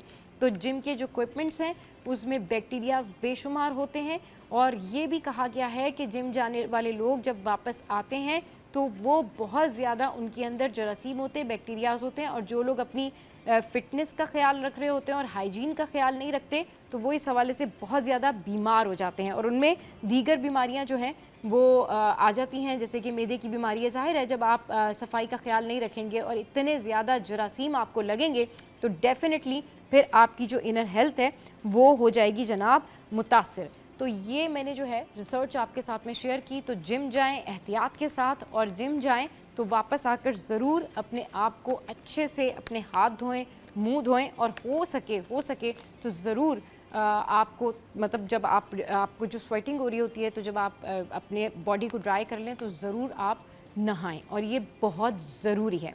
अच्छा जी, आगे बढ़ते हैं और अब कुछ बात कर लेते हैं कि बहुत ज़्यादा जो लोग पतले होते हैं ना तो वो इस बात पर बड़ा प्राउड कर रहे होते हैं कि वो बहुत ज़्यादा स्किनी हैं, उनकी लुक जो है वो मॉडल लुक आती है। लेकिन नहीं भाई, सेहत के हवाले से अब ये है कुछ ख़तरे वाली बात। और ये क्या ख़तरे वाली बात है? ये ख़तरे वाली बात है कि ये एक रिसर्च है और रिसर्च कुछ इस तरीके से है कि जो बहुत ज़्यादा दुबले हैं वो अब होशियार हो जाएं, क्योंकि बहुत ज़्यादा दुबला होना दरमियाने मोटापे की निस्बत ज़्यादा जानलेवा साबित होता है। जी हाँ, इट्स अ न्यू रिसर्च और एक नई तहकीक के मुताबिक ये नतीजा सामने आया है कि बहुत ज़्यादा दुबला होना ज़्यादा वज़न या हल्के दर्जे के मोटापे की निस्बत ज़्यादा जानलेवा साबित हो सकता है। और जो महक्कीकीन है इस हवाले से वो इस नतीजे पर पहुँचे हैं कि मोटापे से तंदुरुस्त होना मुमकिन है जी। अच्छा, अब ये जो रिसर्च है इसके हवाले से जो साइंसदान हैं, जो साइंटिस्ट हैं, उन्होंने बताया कि जी 85,000 से ज़ायद अफराद को 5 साल तक अपनी तहकीक में शामिल रखा और फिर उसके बाद उन्होंने तकरीबन 7,555 अफराद के जो डाटा निकाले उसमें से 8% अफराद जो हैं वो, यानी 7,555 में से जो 8% थे वो इंतकाल कर गए।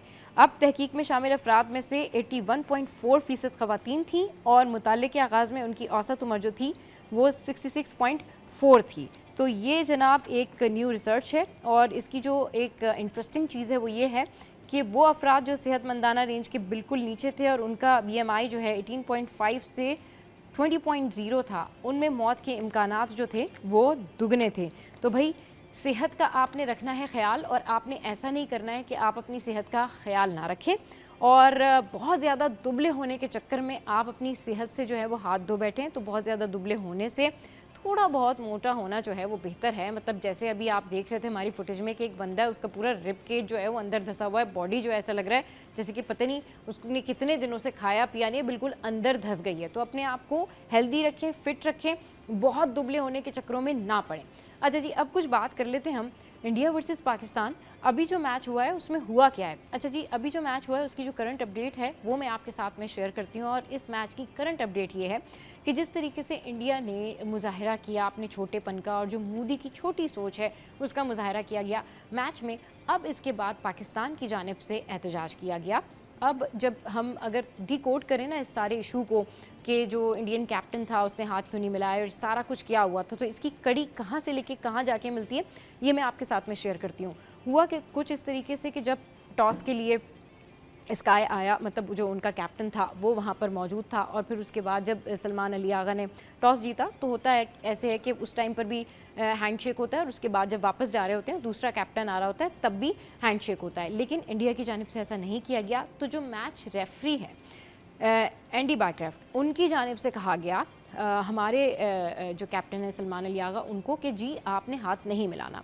अच्छा, अब क्योंकि ये जो एक स्पोर्ट्समैन स्पिरिट है ये उसके बिल्कुल अगेंस्ट है और इसके ऊपर पाकिस्तान ने एहतजाज किया। तो जो अब करंट न्यूज़ है वो ये है कि अब अगले 24 आवर्स में ये जो पाकिस्तान की जो शिरकत है या जो एशिया कप है ये डेफिनेटली इस बात से मशरूत होगी कि अगर वो एम्पायर यानी जो रेफरी है वो चेंज करते हैं, वो एम्पायर चेंज करते हैं तो डेफिनेटली फिर ये मैच जो है आगे बढ़ेगा। लेकिन जो एंडी बायक्रफ्ट हैं उनकी जानिब से ऐसा किया गया और इसके अलावा अभी एक जो होम सीरीज़ होने वाली थी उसमें भी उनकी शिरकत के लिए कहा गया है कि उनको नहीं रखा जाएगा मैच में।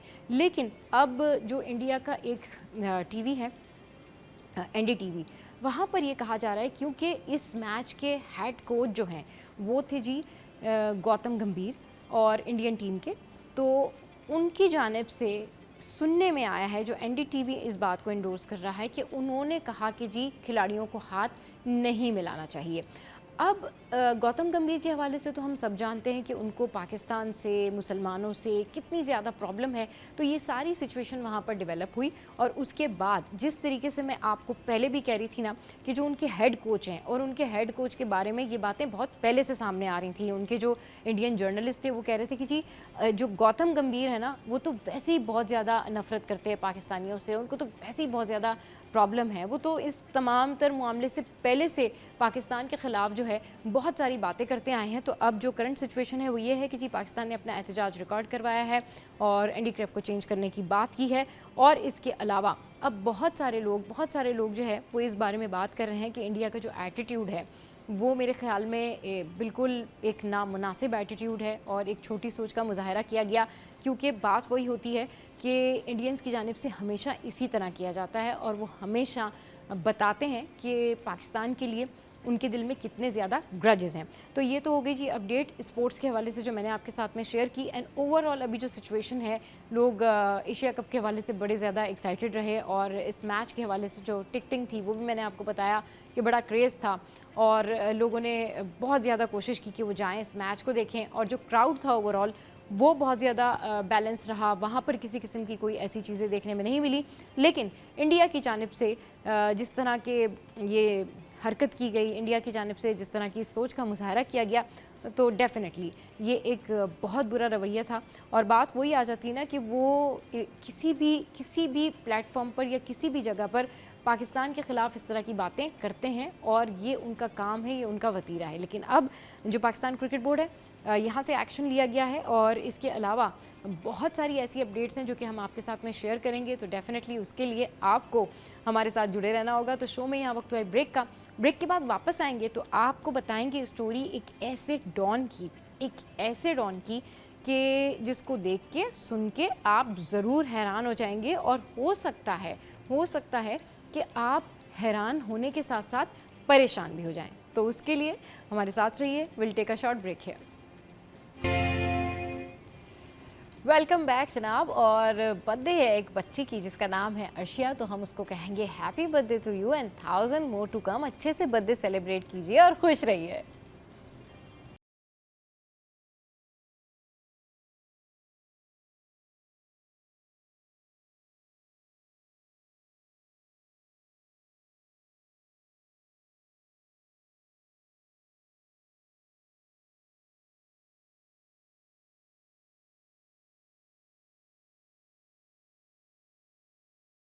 बात कर लेते हैं उस डॉन की जिसका इंतज़ार आपको भी था और मुझे भी था। और ये डॉन है कौन और इस डॉन ने ऐसा क्या कर दिया, इसके क्या कारनामे हैं, तो इस पर बात करने के लिए हमारे साथ वकार भाई मौजूद हैं और हमारे साथ अता मोहम्मद एडवोकेट हाई कोर्ट जो हैं वो मौजूद हैं। अस्सलाम वालेकुम, वेलकम टू द शो। कैसे हैं आप लोग? ठीक ठाक हैं? वकार भाई आपसे स्टार्ट करूँगी। वकार भाई ज़रा मुझे बताएं कि ये डॉन जो है ये बेसिकली ये कौन है और क्या किया है इसने ऐसा, मतलब कराची का सबसे बड़ा डॉन कैसे है ये? जी, डॉन तो इस एतबार से है कि उसकी उम्र तो इतनी नहीं है, लेकिन जो उसके ऊपर दफ़ात लगाई गई हैं उनका कद बहुत बड़ा है। डॉन का कद तो शायद छोटा हो, हाँ। लेकिन दफ़ात का कद बहुत बड़ा है। और जो हम रैंडमली देखते सुनते, और एक कराची में रहने वाला हर वो शख्स जो यहाँ पर पला बड़ा है, हाँ। उसको यहाँ के माहौल का पता है। वो ये डॉन सिस्टम से बड़ा वो अवेयर है कि ये सिस्टम होता क्या है। लेकिन उन तमाम चीज़ों को जब हम देखते हैं, इससे कंपेयर करते हैं, तो ये डॉन उसके मुकाबले बहुत कम कद वाला नज़र आता है। ये बात है एक बच्चे की, जिसके ऊपर बच्चे की बात है, बच्चे की बात है ये। अच्छा, ओहो, बच्चे की बात है जिसकी मैं ये कहूँगा कि उसको एक एफआईआर हुई है। वो डिस्ट्रिक्ट एंड सेशन जज के कोर्ट में आकर दरख्वास्त दायर की है बंदे ने, और उसने उसके ऊपर कहा है कि इनके खिलाफ एफआईआर काटी जाए। अमूमन ये होता है कि एक एफआईआर थाने से कट जाती है, हाँ। मुद्दई जाता है, बोलता है मेरे साथ ये वकूआ हुआ, उसकी एफआईआर कट जाती है। अगर नहीं काटता वो एसएचओ, फिर बंदा जाता है कोर्ट में अपनी फरियाद लेकर कि मेरी एफआईआर नहीं काटी जा रही, मुझे इसका ऑर्डर दिया जाए। तो ये एफआईआर कोर्ट के हुक्म से हुई है। ये सिर्फ एक एसएचओ कर दे तो उसकी नेग्लिजेंस मानी जाएगी, मुद्दई की मेलाफाइडनेस मानी जाएगी। लेकिन जब वो कोर्ट से उसका ऑर्डर लेकर आया है, उसके बाद आकर उसने एफआईआर कटवाई है, इट मीन कि जो एफआईआर कटवाने वाला है वो भी अवेयर है इस चीज़ से, और कोर्ट के सामने जो उसने चीज़ें रखी हैं, कोर्ट भी इस चीज़ से अवेयर है। ऑर्डर होता है, एफआईआर कटती है, और बच्चे को जो है ना नॉमिनेट किया जाता है। बच्चे की वीडियोस अगर आपने देखी हो, और कराची के बेशतर शहरियों ने भी देखी है, तो वो सीधा सीधा जो है ना वो उसके साथ मैच नहीं कर रही। बाकी मजीद इसमें अता भाई का पर्सनल केस है, इसमें उन्होंने डील किया, हैंडल किया, तो ये भी इससे रोशनी अता भाई का ये केस है, पर्सनल, इस हवाले से बात करेंगे। लेकिन सबसे पहले आपको दिखाते हैं ये वीडियो।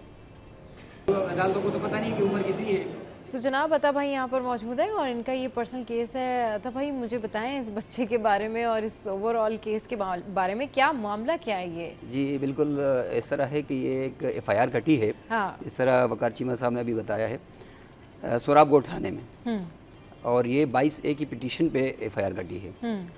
अंडर सेक्शन 82 पीपीसी ये कहता है कि 10 साल के कम उम्र बच्चे पे एफआईआर नहीं हो सकती। अच्छा। इसमें वायलेशन हुई है, हाँ। सेक्शन 82 पीपीसी की भी, और इसमें ह्यूमन राइट्स के जो सेक्शन है उनकी भी वायलेशन हुई है इस एफआईआर में, कि 3 साल बच्चा है। मैं खुद अवेयर नहीं था इस बारे में, मुझे ये केस मिला किसी के रेफरेंस से, हमारे पास आते रहते हैं केसेस। इस बच्चे की उम्र 3 साल है? 3 साल है। सही। अब ये केस जब मेरे पास आया, मैं मलीरकोट पहुंचा, वहाँ पर उस वक्त बारिश भी हो रही थी, और जब वहाँ पहुँचे तो इनके साथ जो कोई एक्यूज थे, इनके भाई, हाँ। तो उनके मैंने जो डेटा वगैरह लिया, मैंने बेल वगैरह तैयार की हुई थी, तो मैंने माइनर लिखा था। मैंने कहा ठीक है, हमारे पास केसेस आते रहते हैं, 13-14 साल का कोई बच्चा होगा, हाँ। माइनर हम लिख देते हैं। जब ये बच्चा आया मेरे सामने, मैं हैरान हो गया। मैंने कहा ये वाला बच्चा है? कह रहे जी। मैंने कहा यार ये जनरेटर तो मेरे जैसे 3 बंदे मिलके नहीं उठा सकते, इतना बड़ा जनरेटर, ये कैसे उठा लिया इसने जनरेटर? और ये कत्ल की धमकी दे रहे, क्योंकि जो सेक्शन जी इसमें जो सेक्शन एफआईआर में है 379 थेफ्ट है, और 506 एक सेक्शन लगा है कि उन्होंने कत्ल की धमकी दी है। 149 जो है हाउस ट्रेसपास है, 427 है कि हरासमेंट कर रहा है। तो ये सेक्शन एफआईआर में थी। मैंने फिर वो एफआईआर जब गौर से पढ़ी तो वो उसमें पता चला कि ये तो 22A की पिटीशन पे हुई है। जिस तरह वकार चीमा साहब ने भी बताया कि जब डायरेक्ट एफआईआर नहीं करती तो फिर कोर्ट का हम जो है जाते हैं, कोर्ट में एप्लीकेशन। जी बिल्कुल, उसका नॉमिनेटेड है, उसका नाम भी लिखा है, उसने किया गया, रहीम नाम लिखा है। जब मैं कोर्ट में लेके गया, मैंने फर्स्ट एडीजे साहब है हमारे मलिर, उनके सामने लेके गया, तो उन्होंने बोला कि ये क्या है, वो परेशान हो गए। तो मैंने इनको अल्फाज मेरे ऐसे थे कि मैंने कहा ये बहुत बड़ा डाकू, हाँ। और बहुत बड़ा जो है वो बदमाश लेके आया हूँ आपके कोर्ट में। तो कह रहे वकील साहब क्या कह रहे हो? मैंने कहा मैं नहीं कह रहा, आपकी एफआईआर कह रही है। तो अच्छा नॉमिनेटेड है। मैंने सर आप नाम देख ले। जब उन्होंने नाम देखा, उसने उनको भी अफसोस हुआ, हाँ। और उन्होंने बेल दे दी। लेकिन कल ये केस कोर्ट में लगा हुआ था, हाँ। तो उसमें यही हो गया कि कोर्ट ने मुझे कहा कि आप इसको बेल को विड्रॉ कर ले, बच्चे को कोई हाथ नहीं लगाएगा, आप इसको विड्रॉ कर ले फ़ौरन। तो कोर्ट के डायरेक्शन पे मैंने वो इनका नाम विड्रॉ कर लिया। बाकी जो इनके कोई एक्यूज थे उनकी असल में अभी कंप्लेनेंट के साथ कोई बात चल रही है इनकी ना। अच्छा। तो उन्होंने कंप्लेनेंट भी आए थे, उनके वकील साहब भी आए थे, उन्होंने बोला कि हमारी कोई बात आउटसाइड द कोर्ट चल रही है, हाँ। तो बहरहाल आप इसमें कोई शॉर्ट सी डेट दे दे। तो इसमें 18 तारीख अभी नेक्स्ट जो है डेट इसकी रखी गई है कन्फर्मेशन ऑफ बेल के लिए। लेकिन इसमें वन ऑफ द एक्यूज जो है वो अरेस्ट है, अच्छा हाँ, इसमें एक अच्छा, जो बेल उन्होंने अभी रिमूव करने का कहा है कि विड्रॉ कर ले, तो उसका सीआरओ वगैरह, मतलब उससे एक बंदे का एनआईसी है ही नहीं, वो तो बच्चा है माइनर, तो उसका सीआरओ वगैरह मेंटेन आई और कैसे किया, उसके ऊपर कोई कानूनी ऐसे उसने बताई कि अब इसमें इसको सीआरओ वगैरह? मैंने जैसे सबसे कहा था, मैंने कहा ये इसको मैं विड्रॉ नहीं कर रहा हूँ, आप अपने ऑर्डर कर दें। अच्छा, तो उन्होंने बोला कि आप ये लिख दें कि as per direction of the court, और वही अल्फाज मैंने लिखे, as per direction of the court and instruction of the minor I withdraw this application. तो मैंने वो उस पर किया है। मैंने कहा आप अपने ऑर्डर, जब मैंने उसकी डायरी पढ़ी है तो उन्होंने यही लिखा हुआ है कि विड्रॉ द बेल एप्लीकेशन, और बाकियों के लिए उनको कोर्ट ने हुक्म दिया है कि आप बच्चे की बेल विड्रॉ कर लें। उसकी वजह ये थी कि उसकी वजह केस को हम नहीं छेड़ेंगे, हमने इदारों को भी बता दिया, पुलिस को भी बता दिया, कोई इसको हाथ नहीं लगाएगा। जैसे एक बंदा एडल्ट पकड़ा जाता है तो उसके फिंगर्स होती हैं, तस्वीर इस एंगल में, इस एंगल में, इस एंगल में सारी होती हैं। तो इसका मैं ये पूछ रहा था कि इसका कोई सीआरओ वगैरह करवाया, क्योंकि वो जब जाता है तो हमारे सीएनएससी पे शो हो जाता है, हम कहीं जाके अपना एनएससी मारते हैं, उसमें सारी चीज़ें आती हैं। तो ये सवाल मेरा आता है कि इसका सीआरओ वगैरह करवाया है या नहीं? तो उस पर कह रहे हैं कि नहीं, इस पर कुछ भी नहीं किया। उन्होंने कहा कि आप, कोर्ट ने कहा कि आप विड्रा कर लो इसको। तो शर्मिंदगी की बात है, सीधी सी बात है इदारों के लिए भी हमारे, और ऐसे बच्चे के ऊपर इतनी बड़ी सेक्शंस लगा देना, ये तो वो केस है जिसमें बच्चा है। ऐसे कितने एडल्ट लोग भी हैं हमारे जिनको पता ही नहीं होता कि चीज़ों का, उनको ऐसे नॉमिनेट कर दिया जाता है ब्लाइंडली कि उनको रोल बाकायदा दिया जाता है कि यहाँ पता इसने डंडा पड़ के इसके सर में मारा, बंदा स्पॉट पे मौजूद ही नहीं है। अच्छा। और जो बंदा स्पॉट पे मौजूद नहीं उसको नॉमिनेट कर देना, ये तो फिर एक बच्चा है। वो हमारे जो पुलिस का माशाल्लाह एक सिस्टम है, उसमें तो आप दो और अपना उसका जलवा देखो, पैसे का, आप पैसे दो और अपना काम करवाओ। अच्छा, इसमें जो भी मर्जी करवाओ। इसमें भी इस तरह हुआ है। इसमें पैसे, इसमें 7 बंदे नॉमिनेटेड है। अच्छा, 7 बंदे मतलब 7 भाई। अब जो है इनके 2 भाई जो है वो सेटल है क्वेटा में, और कल इत्तेफाक से जब कंप्लेनेंट कोर्ट में आए तो कंप्लेनेंट ने कोर्ट में खुद अपने स्टेटमेंट दिया है कि इनका एक भाई ज़ियाउल्लाह जो है, अच्छा वो तो कह रहे कि रहीमुल्लाह ये है नहीं, कंप्लेनेंट कह रहे कि रहीमुल्लाह ये नहीं है, वो दूसरा बच्चा है वो ज़ियाउल्लाह का बेटा है, और वो क्वेटा में रहते हैं। तो मैंने कहा साहब देख लीजिए, खुद कह रहे हैं कि वो जब क्वेटा में रहता है, ज़ियाउल्लाह भी नॉमिनेटेड है, रहीम भी, तो ये जब वो क्वेटा में है तो यहाँ कैसे वो नॉमिनेट हो गया, ऑफेंस कैसे? और दूसरी बात ये कि ये ज़ियाउल्लाह की एनआईसी की कॉपी मैं आपको दे रहा हूँ। ज़ियाउल्लाह की उम्र मुश्किल से मेरे ख्याल में 30-32 साल है, तो उसका 18 साल का बच्चा कैसे हो गया? तो मैंने कहा एक और झूठ कोर्ट में बोला जा रहा है कि ये, तो इस तरह ब्लाइंड केसेस होते रहते हैं। 2 भाई ऑलरेडी ये है ही नहीं, हो सकता है वहाँ तो कम उम्र बच्चों की भी शादी कर दी जाती है, तो हो सकता है उसका 12-13 साल से बच्चे का तो बच्चा नहीं हो सकता। सही। अच्छा, तो थोड़ा सा बताएं कि इसका बैकग्राउंड क्या था, ये किस तरीके से आपको पता चला कि भाई ये केस है? आपने बताया कि जब मैं कोर्ट पहुंचा तो मैं हैरान रह गया, थोड़ा सा उसका बैकग्राउंड के बारे में बताएं कि क्या हुआ एक्चुअल में, क्या था? जी बिल्कुल ऐसा ही है कि मैंने बताया ना कि इसकी रेफरेंस से केस आया था। इसमें हुआ ये था कि जो इसमें कंप्लेनेंट है, मुद्दई जो है, उनकी दुकान है, मतलब वो रेती सीमेंट वगैरह जो बेचते हैं, जी। और जो इसमें कोई एक्यूज़ है उनके स्क्रैप का कारोबार है बराबर में, तो इनका आपस में कोई झगड़ा हो गया था किसी बात पे। अच्छा, तो उस वजह से इन्होंने एक झूठी FIR इसमें करवा के ये करवाया, चोरी वोरी कोई नहीं हुई है, तो इन्होंने झूठी FIR कटवाई है। सही। बाकी इनका कोई वो नहीं है, आपस में एक दूसरे को जानते भी हैं, एक दूसरे के बराबर में दुकान है इनकी, तो ये बैकग्राउंड है, बाकी कुछ नहीं है।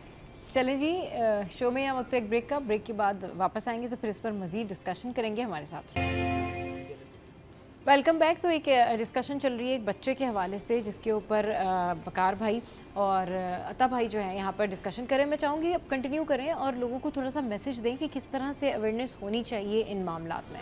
देखें, जो अभी रिसेंट एक सेक्शन का तस्करा हुआ कि सेक्शन 82 जो है ना, वो PPC का ये वाज़े तौर पर हिदायत देता है, हमारे पुलिस रूल में भी ये चीज़ें मौजूद हैं कि आप जो माइनर बच्चा होता है जिसकी उम्र ये इसकी तो 3 साल है, तो ये गालिबन 6 साल तक का है, इसमें 5 साल तक के, इसमें 10 साल तक की इसमें रिलैक्सेशन है। अच्छा, कि आप उसको जब 10 साल से ऊपर है तो नॉमिनेट, जैसे हमने देखा है बच्चा जेल का आपने नाम सुना होगा, लांडी में बनी हुई है, बच्चे भी मर्डर के केस में भी हैं, ड्रग पैडलर भी बच्चे हैं, उनसे लोग उनको यूज़ करते हैं, लेकिन जब उनके ऊपर एक ऑफेंस साबित होता है, FIR कट जाती है, वो जेल में जाए। लेकिन 10 साल से नीचे अगर बच्चा है तो उसको आप नॉमिनेट नहीं कर सकते किसी केस में। सही। उसका किया हुआ हर एक्ट जो है ना, वो उसको माफ़ी है। अच्छा, बशर्त ये है कि उसको कोई यूज़ ना कर रहा हो, अपनी सेंस से कर रहा हो। सही। इसमें शर्त सिर्फ यहाँ पर है, और कंप्लेनेंट पार्टी को ये साबित करना है कि इससे ये काम करवाया गया या इसने आज खुद किया। इतनी सी वो बस बात है। लोगों को ये चीज़ इतनी अवेयरनेस होनी चाहिए कि बच्चा जो है ना आज खुद अगर वो कोई काम करता है तो हम खुद उसको इग्नोर करें, यार ये बच्चा है। बच्चों के लिए हम वैसे ही अपना प्रोग्राम भी करते हैं कि बच्चों को इतनी रिलैक्सेशन दें, लेकिन ये है कि यहाँ पर जो इस वाले प्रेजेंट हमारे केस में जिसके ऊपर हम डिस्कशन कर रहे हैं, इसमें उन्होंने इस चीज़ का लिहाज नहीं रखा। इवन यहाँ हमने ये भी सुना कि अभी उसको जब उनको पकड़ा कोर्ट ने भी और पुलिस वाले ने पूछा कि आपने हमसे क्या करवाया, तो उन्होंने ये वाला बच्चा नहीं, वो दूसरा बच्चा है। बच्चा तो फिर बच्चा है, ये 3 साल का था, वो 4 साल का है। तो बात ये है कि वो फिर भी उस एज को अटेन नहीं कर रहा कि जिसको आप नॉमिनेट करें। जिसको हमें ना ज़ाब्ता इजाज़त दे रहा है ना हमारा मुआशरा इजाज़त दे रहा है, उसको कैसे नॉमिनेट करें। और वो जुर्म जो उसने किया भी नहीं है, एक उसने चले किया होता, हम उस चीज़ को फिर भी उस आंख से देखते हैं कि हाँ इसने ये ऑफेंस किया है, तो हम उसको उसमें अंडर ट्रायल लेते हैं कोर्ट में। आईओ को भी इख्तियार था फिर जाके उसको लेता, स्टेटमेंट लेता, इलाके में से गवाहान इकट्ठे करता, ये सारा प्रोसीजर फिर करने का था। लेकिन एक चीज़ जो है ही नहीं और आपने उठाकर उसके ऊपर डाली है, बाद में जब मुद्दईयान को पता चला कि ये चीज़ हमारे गले में आ गई है, तो फिर अब वो उसमें कोर्ट्स ने भी जैसा अभी बताया जज साहब ने कि आप बेल विड्रॉ कर ले, इसको हम कुछ नहीं कह रहे। तो ये सूरत हाल लोगों को इतना सोचना चाहिए कि बच्चे की नज़र से देखें, ना कि उसको दुश्मनी की उसमें लहर में इतना बह जाएं कि आप बच्चे को जो ना उसको मुजरिम साबित करते हैं मुआशरे के सामने। सही। अच्छा अतब भाई हमारे साथ हैं। अतब भाई जिस तरह से अभी आप बता रहे थे इस सारे जो सिनेरियो है उसका बैकग्राउंड थोड़ा सा करें कि क्या बैकग्राउंड है और किस तरह से आपके पास केस आया और फिर उसके बाद आपने किस तरह से इसके ऊपर आगे प्रोसेस किया। जी बिल्कुल इस तरह है कि ये तो मैंने अब शुरू में बताया कि रेफरेंस से मेरे पास केस आते रहते हैं हमारे पास, तो मैं इनको ज़ाती तौर पे नहीं जानता, मुल्ज़िमान जो है मैं इनको नहीं जानता ज़ाती तौर पे। तो वो जब रेफरेंस से आए तो हमने बेल करवा दी। फिर बेल करवाने के बाद आईओ साहब के पास ये गए, अपने स्टेटमेंट रिकॉर्ड करवा ली है। तो जब ये बात फिर मेरी वीडियो वायरल हो गई, जब वीडियो वायरल हुई है तो फिर इदारे भी हरकत में आ गए कि ये किस तरह हो गया। तो जिस तरह भी चीमा साहब कह रहे हैं कि जिस तरह अभी आपके पास कोई एप्लीकेशन आई है, पुलिस के पास कोई एप्लीकेशन आती है, तो उनको चाहिए कि वो पहले इसकी पूरी छानबीन करे, ठीक है। छानबीन करने के बाद फिर वो जाके कोई उसके ऊपर एफआईआर या कोई जो है रिपोर्ट जमा करवा दे। पुलिस का काम ये था कि तमाम जो प्रपोज एक्यूज़ होते हैं उस वक्त प्रपोज एक्यूज़ को कोर्ट अपने थाने में बुलाते, उनकी स्टेटमेंट रिकॉर्ड करवाने के बाद फिर वो एक रिपोर्ट बना के कोर्ट में पेश करते। तो इतनी बड़ी गलती हमसे नहीं होती। अगर ये 3 साल बच्चा जो है जिसका नाम रहीमुल्लाह है, वो अगर एफआईआर से पहले जिस तरह 22A की पिटीशन है, एसएचओ साहब अपने थाने में बुलाते हैं उनको, तमाम प्रपोज एक्यूज़ को उनको नोटिस करते हैं, उनके ये मामला देखते कि क्या है, क्योंकि मामला जो है वो चोरी का नहीं है। मामला जो है दोनों कारोबारी मामलात हैं इनके, दोनों आपस में कारोबार कर रहे हैं, दोनों बराबर में इनकी जो है ना कारोबारी वो है, दुकानें हैं, तो सारा मामला वो है। तो आप इनको बिठाते वहीं पे, इनका पैचअप करवाते। अब आप पैचअप करवा रहे हो तो पहले करवा लेते। सही। तो ये इतना बड़ा ब्लंडर नहीं होता। 3 साल बच्चे को आपने एफआईआर में बुक किया और उसके ऊपर एलिगेशन लगा रही है कि ये कत्ल की धमकियाँ दे रहा है, ये जो है चोरी कर रहा है, ये हरास कर रहा है। अच्छा, एक चीज़ में मैं ये समझता हूँ जो लोगों को हमेशा एक शिकायत रहती है कि हम थाने जाते हैं, फिर एफआईआर का थोड़ा सा डिले होता है ना। जी। तो मेरा ज़ाती तौर पर उसको देखने का नुक्ता नज़र ये है, यही वाली जैसे अभी बात कर रहे हैं अता भाई, कि आप एटलीस्ट दूसरी साइड को सुन लें। जो थाना सिस्टम है, एक प्रैक्टिस है जो हम देखते हैं, वो ये होता है कि मुझे अगर कोई प्रॉब्लम है किसी बंदे से या उसने कोई ऑफेंस किया है मेरी ज़ात से मुतल्लिक, तो मैं एसएचओ को दरख्वास्त दूंगा। एसएचओ अपने किसी अफसर को मार्क करता है वो कि आप जाके इसके ऊपर थोड़ा देख रेख करो कि ये चीज़ है ऐसी या नहीं। सही। तो डिले उसमें ठीक है, समय आती है, 12 घंटे हो गया, 24 घंटे हो गया, लेकिन एटलीस्ट उसको इंक्वायरी अफसर को किसी को मार्क करते, इंक्वायरी करता, तो मे बी कि ये इस तरह की चीज़ ना होती। तो लोगों को ये भी होना चाहिए कि थोड़ा सा इतनी जल्दबाजी ना करें कि आपके हाथ से जो है दूसरे का नुकसान हो जाए। आप जल्दबाजी कर रहे हो, आप बंदा, जैसे हमने बताया कि लोग होते ही नहीं हैं, उनको आप सुनी सुनाई जैसे कहने वाले होते हैं ना, गली में मसला हो, वो भी था, तो आपने बस लाइन में लिखते कि इसका भी लिखो, इसका भी लिखो, इसका भी लिखो। बाज़ औक़ात ये चीज़ें आपके गले में आ जाती हैं, आपको इनको आगे बयान करना मुश्किल हो जाता है, आपके ऊपर, आपकी साख के ऊपर नुकसान होता है ये कि आपने ये काम किया। तो इसमें फिर उल्टा इनके खिलाफ भी कार्रवाई होती है, मुद्दईयान के खिलाफ कानून में 182 की कार्रवाई जिसको हम बोलते हैं CRPC में। अगर आप साबित नहीं कर पाते तो हाँ, उसका रुझान कम है। लोग जिनके ऊपर केस होते हैं वो बरी होकर आराम से घर चले आते हैं। कुछ ऐसे होते हैं जो अड़ जाते, बोले नहीं अब मैं बरी हो गया ना, अब मैं इसके अगेंस्ट 182 की कार्रवाई करवाऊंगा, आप बताओ इस केस को अलग से करो। तो वो फिर कोर्ट्स भी बाज़ औक़ात आज खुद डायरेक्शन देती हैं कि इसके ऊपर साबित नहीं कर पाया, अब 182 की कार्रवाई इसके ऊपर करो, इसके ऊपर। तो जिसने एफआईआर कटवाई हो वो भी फंस जाता है इसमें। तो ये बताने का मकसद है कि आप थोड़ा देख रेख करें, ऐसा ना हो कल को आपके खिलाफ कार्रवाई हो। सही। चलिए जी, यहाँ वक्त एक ब्रेक का, ब्रेक के बाद वापस आएंगे तो फिर मज़ीद डिस्कशन करेंगे। Welcome back. तो बात हो रही है एक बच्चे के हवाले से, उसके ऊपर जो केस है उसके हवाले से। अच्छा अता भाई, ये बताइए कि हमारे यहाँ पर जो बच्चों के हवाले से लॉ है वो बेसिकली क्या है और किस तरीके से उसका प्रोसेस होता है? जी, असल में मैंने जो शुरू में बताया कि सेक्शन 82 वाज़ी तौर पे कहता है, पीपीसी की सेक्शन है कि अंडर एज के बच्चों पे ऊपर एफआईआर नहीं होनी चाहिए। उसमें 10 साल की उन्होंने दी हुई है, पीरियड दिया हुआ है। तो उसके बाद अगर कोई बच्चा जो है जो माइनर है और कोई ऑफेंस होता है तो उसके लिए अलग से जेल बने हुए हैं, अलग से उनके जुनाइल सिस्टम बने हुए हैं, जुनाइल सिस्टम हमारे कोर्ट बने हुए हैं।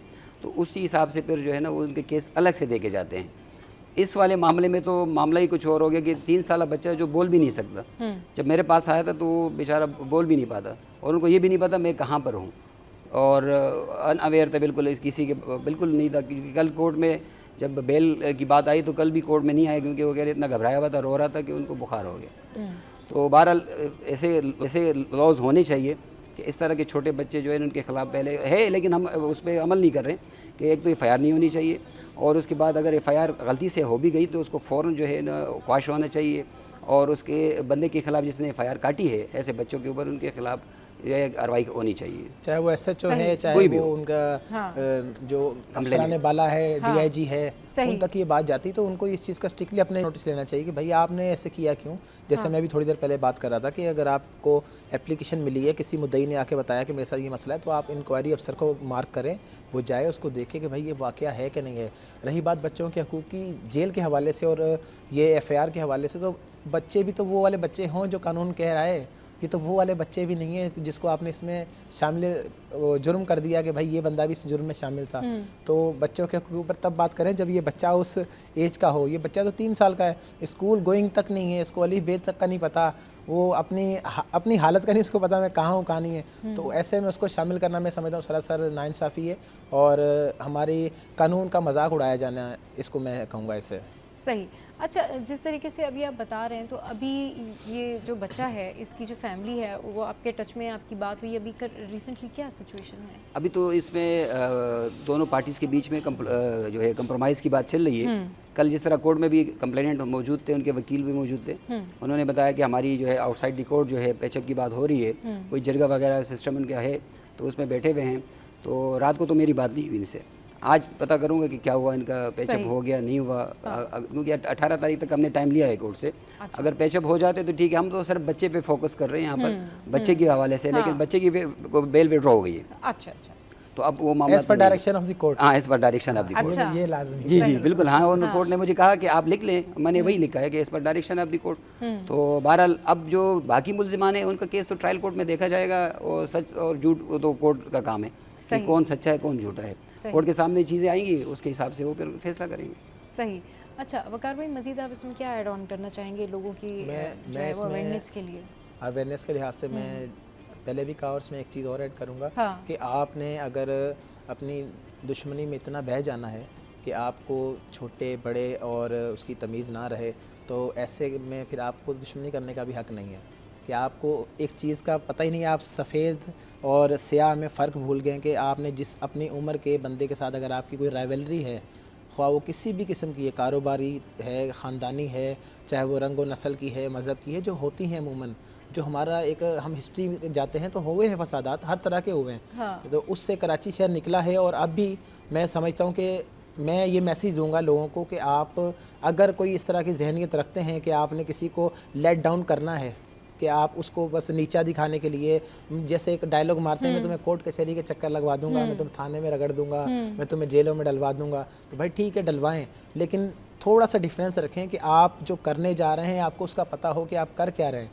तो ऐसे में ये जो सुनी सुनाई अतराफ़ के लोग होते हैं ना, ये अक्सर लोगों को मरवा देते हैं। तो लोगों के कहने पर ना चलें, अपना एक ख़ानदानी जो सिस्टम है उसके ऊपर, जैसे ये बता रहे हैं कि इनका एक ज़ाहिर सी बात है कोयटा से भी लिंक है इन तमाम लोगों का, तो अपने ट्राइब का एटलीस्ट ख्याल रखें। हर बंदा किसी ना किसी उसमें कबीले से है, अल्लाह ने बनाई ही कबीले पहचान के, तो उसकी लिहाज मुरब्बत रखें। इतना ना बहें आप जो ना इन तमाम चीज़ों से बालातर होकर, अंधे होकर जो है ना आप अगले बंदे को रोन दें, उसका बच्चे का फ्यूचर। चलें ये बच्चा मान लेता हूँ कि 3 साल का है, ये 10 साल से ऊपर का होता, 12 का होता, 14 का होता, और उसने किया ना होता, उसके फ्यूचर को आपने कहाँ खड़ा किया था जी। ऐसे बच्चे और जेलों में मौजूद हैं जो ऐसा ट्रायल फेस कर रहे हैं जो उन्होंने किया ही नहीं है, और ऐसे भी हैं कि जिन्होंने किया है उनकी तादाद थोड़ी कम है, ऐसों की तादाद ज़्यादा है जिन्होंने नहीं किया। इसका भी अगर सर्वे हो तो उसके ऊपर पता चले कि ऐसे लोग हैं कितने अंडर ट्रायल हैं जिन्होंने काम किया ही नहीं और उसको ट्रायल को फेस कर रहे हैं। तो थोड़ा सा अब हमें मोहतात रहना चाहिए, इखलाकी लिहाज से हमें थोड़ा ऊपर आना चाहिए कि आप जो है ना अपना दुश्मनी में जो ना अगले को लेट डाउन ना करें, ताकि वो उसका मुस्तकबिल तबाह ना हो, ना उसके घर वालों का। अता भाई मैसेज मैसेज यही है कि जिस तरह शीमा साहब ने भी बताया है कि दुश्मनी में इतना आगे नहीं बढ़ना चाहिए कि फिर वापसी का रास्ता जो है बिल्कुल मुश्किल हो जाए। तो हमें सोच समझ के सारे मामलात सीधे करने चाहिए, और इस तरह के बच्चों के ऊपर भले ये 3 साल हो या 10 साल या 12 साल हो, एक दफ़ा जब FIR कटती है तो इनका जो है क्रिमिनल रिकॉर्ड चला जाता है। उस बच्चे का तो फ्यूचर तबाह हो गया, क्योंकि जैसे वो वीज़ा है ना जॉब है कुछ भी नहीं। अच्छा, गवर्नमेंट जॉब अभी पिछले टर्म में तो हो जाता था, हमने बहुत सारे पिटीशनें फाइल की है इसके लिए।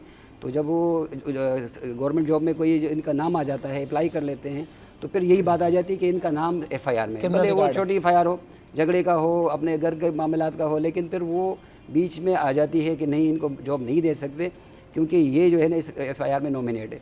वो झूठी FIR होती है, लेकिन फ्यूचर तबाह हो जाता है। अच्छा, हमारे माशरे में FIR को बहुत मायूब समझते हैं कि यार FIR तेरे ऊपर तो इतनी FIR है। FIR की नेचर से भाई, FIR में क्रिमिनल किसी का मार धाड़ है, गुंडागर्दी है, कुछ किया, FIR तो चेक की भी है कि मेरे अकाउंट में अगर किसी वजह से पैसे नहीं थे और मैंने किसी को चेक इशू कर दिया, उसने जाकर FIR करा दी, वाइट कॉलर में उसमें क्राइम है, वो भी तो है।